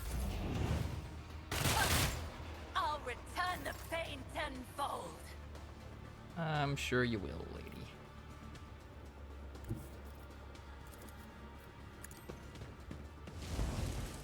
You will not withstand my vengeance!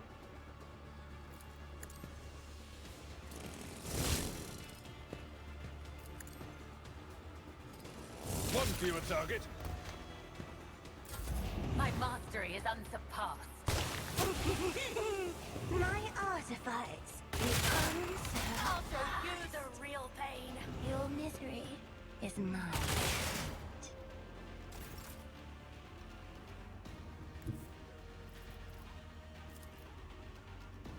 Oh. Do not dare ask. Be careful not to cross my gaze. Damn.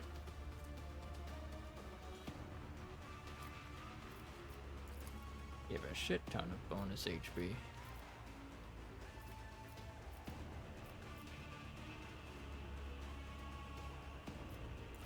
Can't really do anything. Me? If you insist, Lord Captain.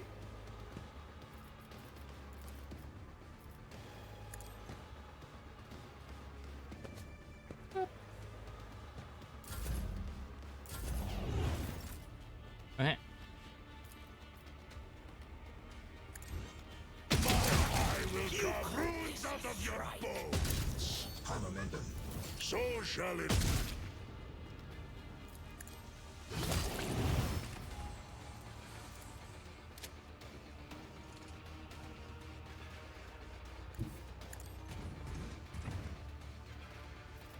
See how the wolf succeeds. Fenris, shoulder. Low momentum.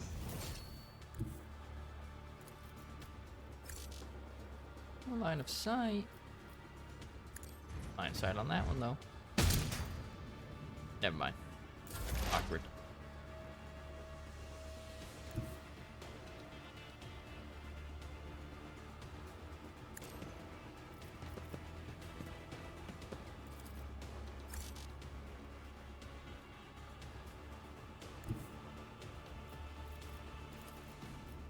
Running binaric override.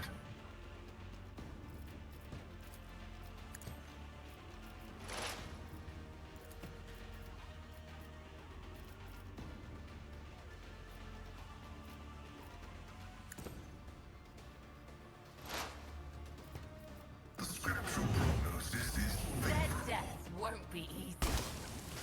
Do not trigger the thing.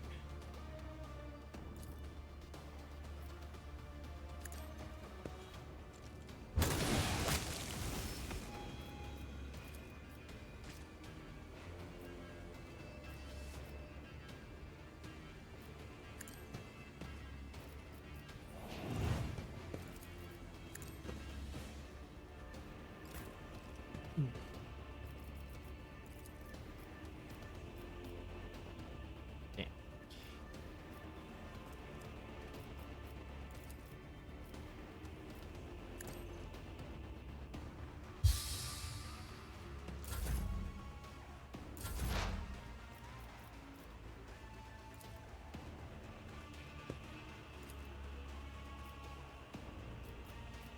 If it serves your cause.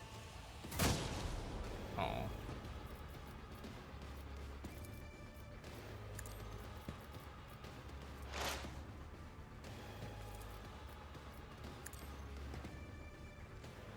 Agony!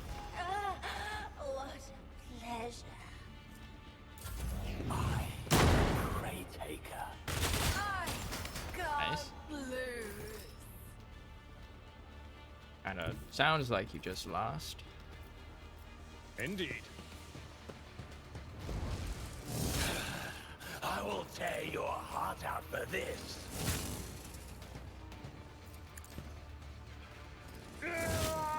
Oh. My soul hunger beckons.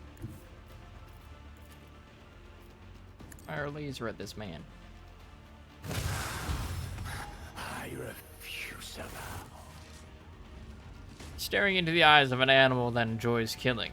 No, does not enjoy it. It just kills, finding no joy or delight in doing so. Kills because that is its nature. The Emperor protects, warrior.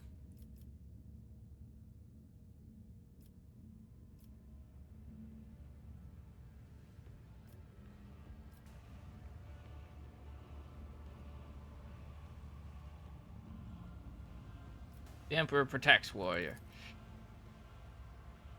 From beneath the veneer of bloodthirsty indifference, something resembling a living emotion surfaces on the giant's face. You hear words breaking through the wall of bared teeth. For thee, oh father. Ulfar's bristling, fiery hair lies flat once more, and the imprint of death vanishes from his eyes. The face of a wild beast gives way to the grimace of weariness, grief, and shame.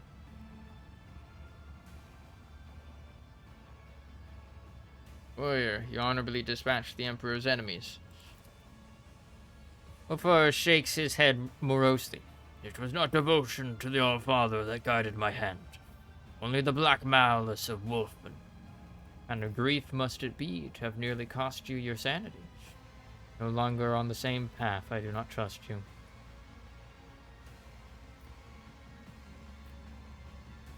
Kind of grief must it be to have nearly cost you your sanity.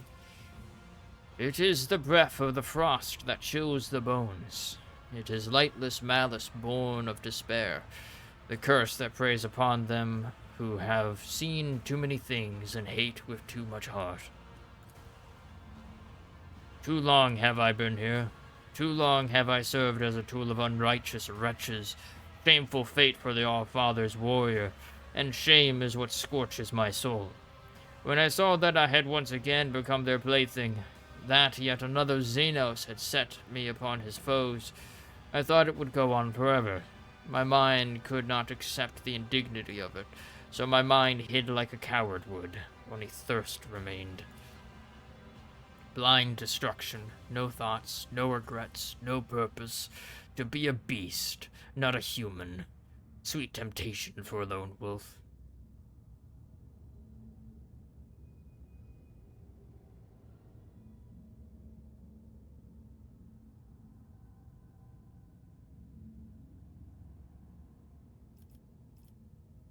There are people to fight for. People who need you as you are, a warrior, not a beast. The All-Father, Russ, my brothers, I belong to them, I am their blade, and this blade will never break. Suggest we go and see why Nocturne of Oblivion has dragged us into this place. Yes, where is that slippery wretch? Let me have a word with him.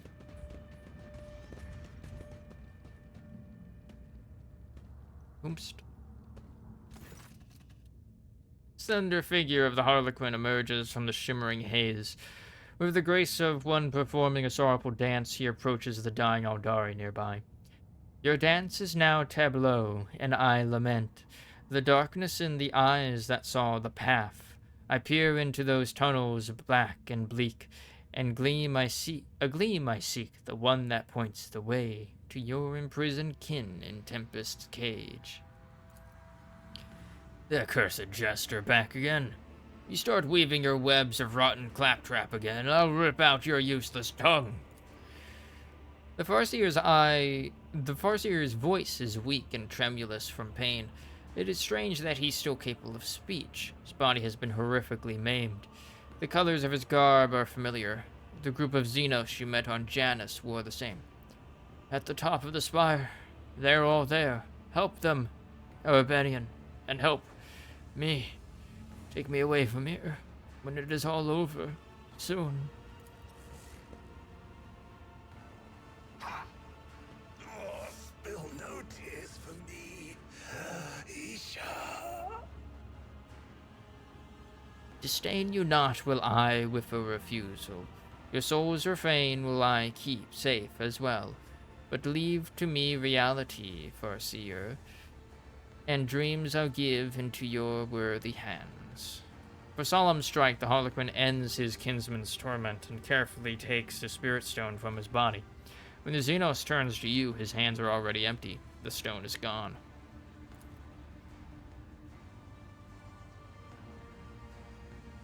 Cantrea Tal, who chose the path of Seer.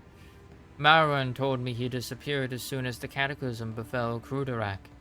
Does this mean my kin are being held captive at the top of the Reaving Tempest spire? The truth is ready to reveal itself to me, if I but stretch out my hand. Sparks of impatience flicker in Irlet's gaze. She wants to talk to you, but she will not interrupt your exchange with the Harlequin.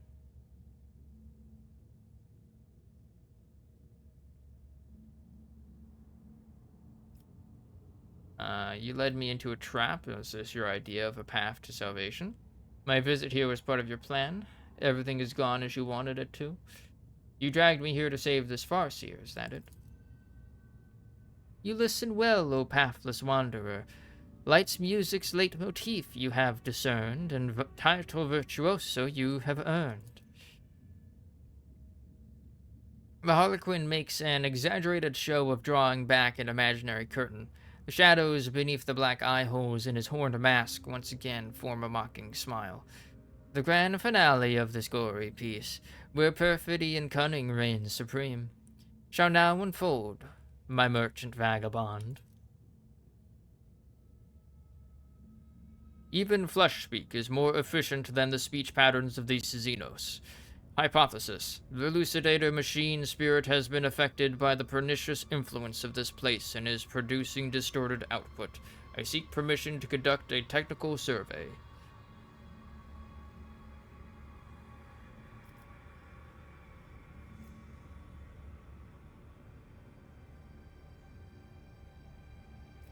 What do you want from me? Why have you involved me in your plans? Cormorag's ancient law has boldly spurned, and too despoiled were Kruderak's domains. The Tempest's mistress, spurred by avarice, forbidden plunder brought to her dark nest. And though the city shrinks from those whose souls in darkness gleam with coruscating flame, the interdict is scorned, the pact ignored. Cormorag waits, Cormorag tastes its doom. To make of drama farce beyond belief, a pair uncredited assume the stage. A cutthroat monkey, captive of a thief. A dancer, make strife poet, guileful knave. With a weary sigh, the Harlequin concludes, when Coda's note falls silent evermore, the last a duty will perform, and then the first will move her exodus enact. Mirces acted recklessly when she decided to bring captive psychers back to Cormorag. The webway is extremely sensitive to psychic powers, and the psychers' presence could force the Dark City apart at the seams, opening gaping chasms to the warp. The other Cabals knew about this audacious stunt. Xenos tilts his head, staring at Irlet. The cradle's fragments smolder dimly there, where tight has drawn the tempest all together. Dare you plunge your hand into the flame and drag truth's embers out into the light? O Arbanian, you ask if I am too afraid to try to save the little that remains of my home, now that the wind of hope fans the flame of the coming truth? The stone on Irlet's chest flares crimson, a timid glow that goes out as soon as the Aldari touches her chestplate. Even if the fire of truth burns me from within, I will follow this path to the end. Elantak, the Urbanian loves jests, but this is not one. Please, before it is too late, we must save the Farseers. Allow me to go with you to the spire, to that nest of depravity, to that haven of pain, anger, and betrayal of my kind. Irlet's voice wavers like a taut string, and her eyes are veiled with darkness.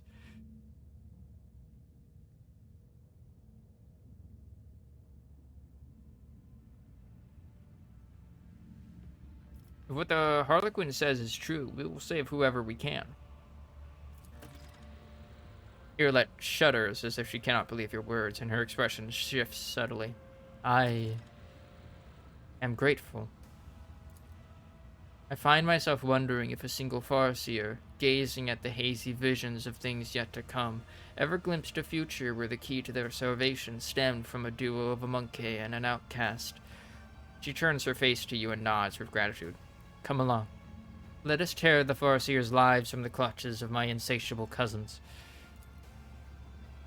The horned mask tilts as the Harlequin observes the monkey and the outcast conversation with interest, but he does not make a sound. Why are you even interested in the fate of this dead Farseer and his fellows? The starved one's fate to shelter from the storm enlisted me the laugh of jest unending. The soul is not at home amidst dark walls. It yearns to sing and I to hearken long. Its elegy, by name Oblivion, a cradle I'll bestow, where may this song forevermore resound in endless echo. The Harlequin said the words laugh of jest unending with reverence, as if it were a title or rank. You recall that Harlequins served the laughing god Kegorak. It seems the Xenos are saying that it is at Kegorak's behest that he is attempting to save the Farseers. What is he doing here? I presume he was a valuable prisoner. The executioner lost interest, and blithely tossed the toy despised aside, proclaiming it a gift to empty bellies. He let the rabble tear it into scraps, and tooth and claw they fought to claim a share, with every one extolling his largesse. How is this all connected to my escape? Drive up to where the thieving storm has built its squalid nest among the darkened sky. The tempest's plunder hoards are buried there, and captives, riches, trophies all within. Amidst this cache, a gate to real space find, pass through to freedom tempting and so craved. Companions have I brought, and steps revealed. My lines run out, I have no more to give. The stage is yours, my merchant vagabond. Go fetch a vessel swift, and get you gone. Ah, a ship. We will finally leave this horrible place flooded with scarlet hues of agony and washed out tinges of despair. Thank you for helping me. The time has come to end this performance.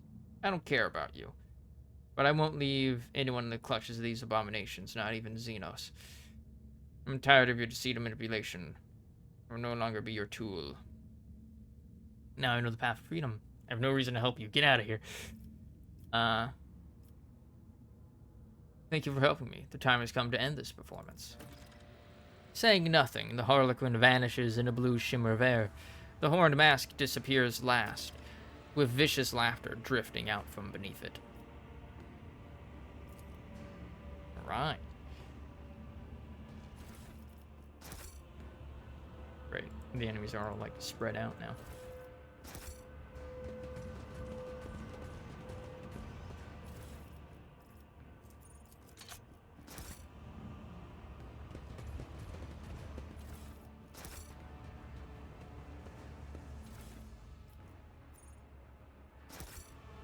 Patience. My So nerves much are frayed. Xeno shit now. I'm gonna be able to loot that?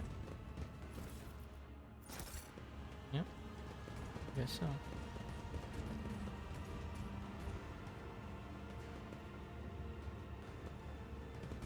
Alright.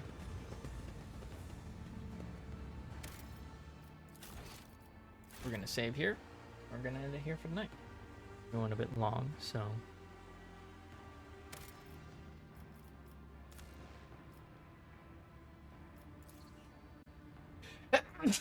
Okay.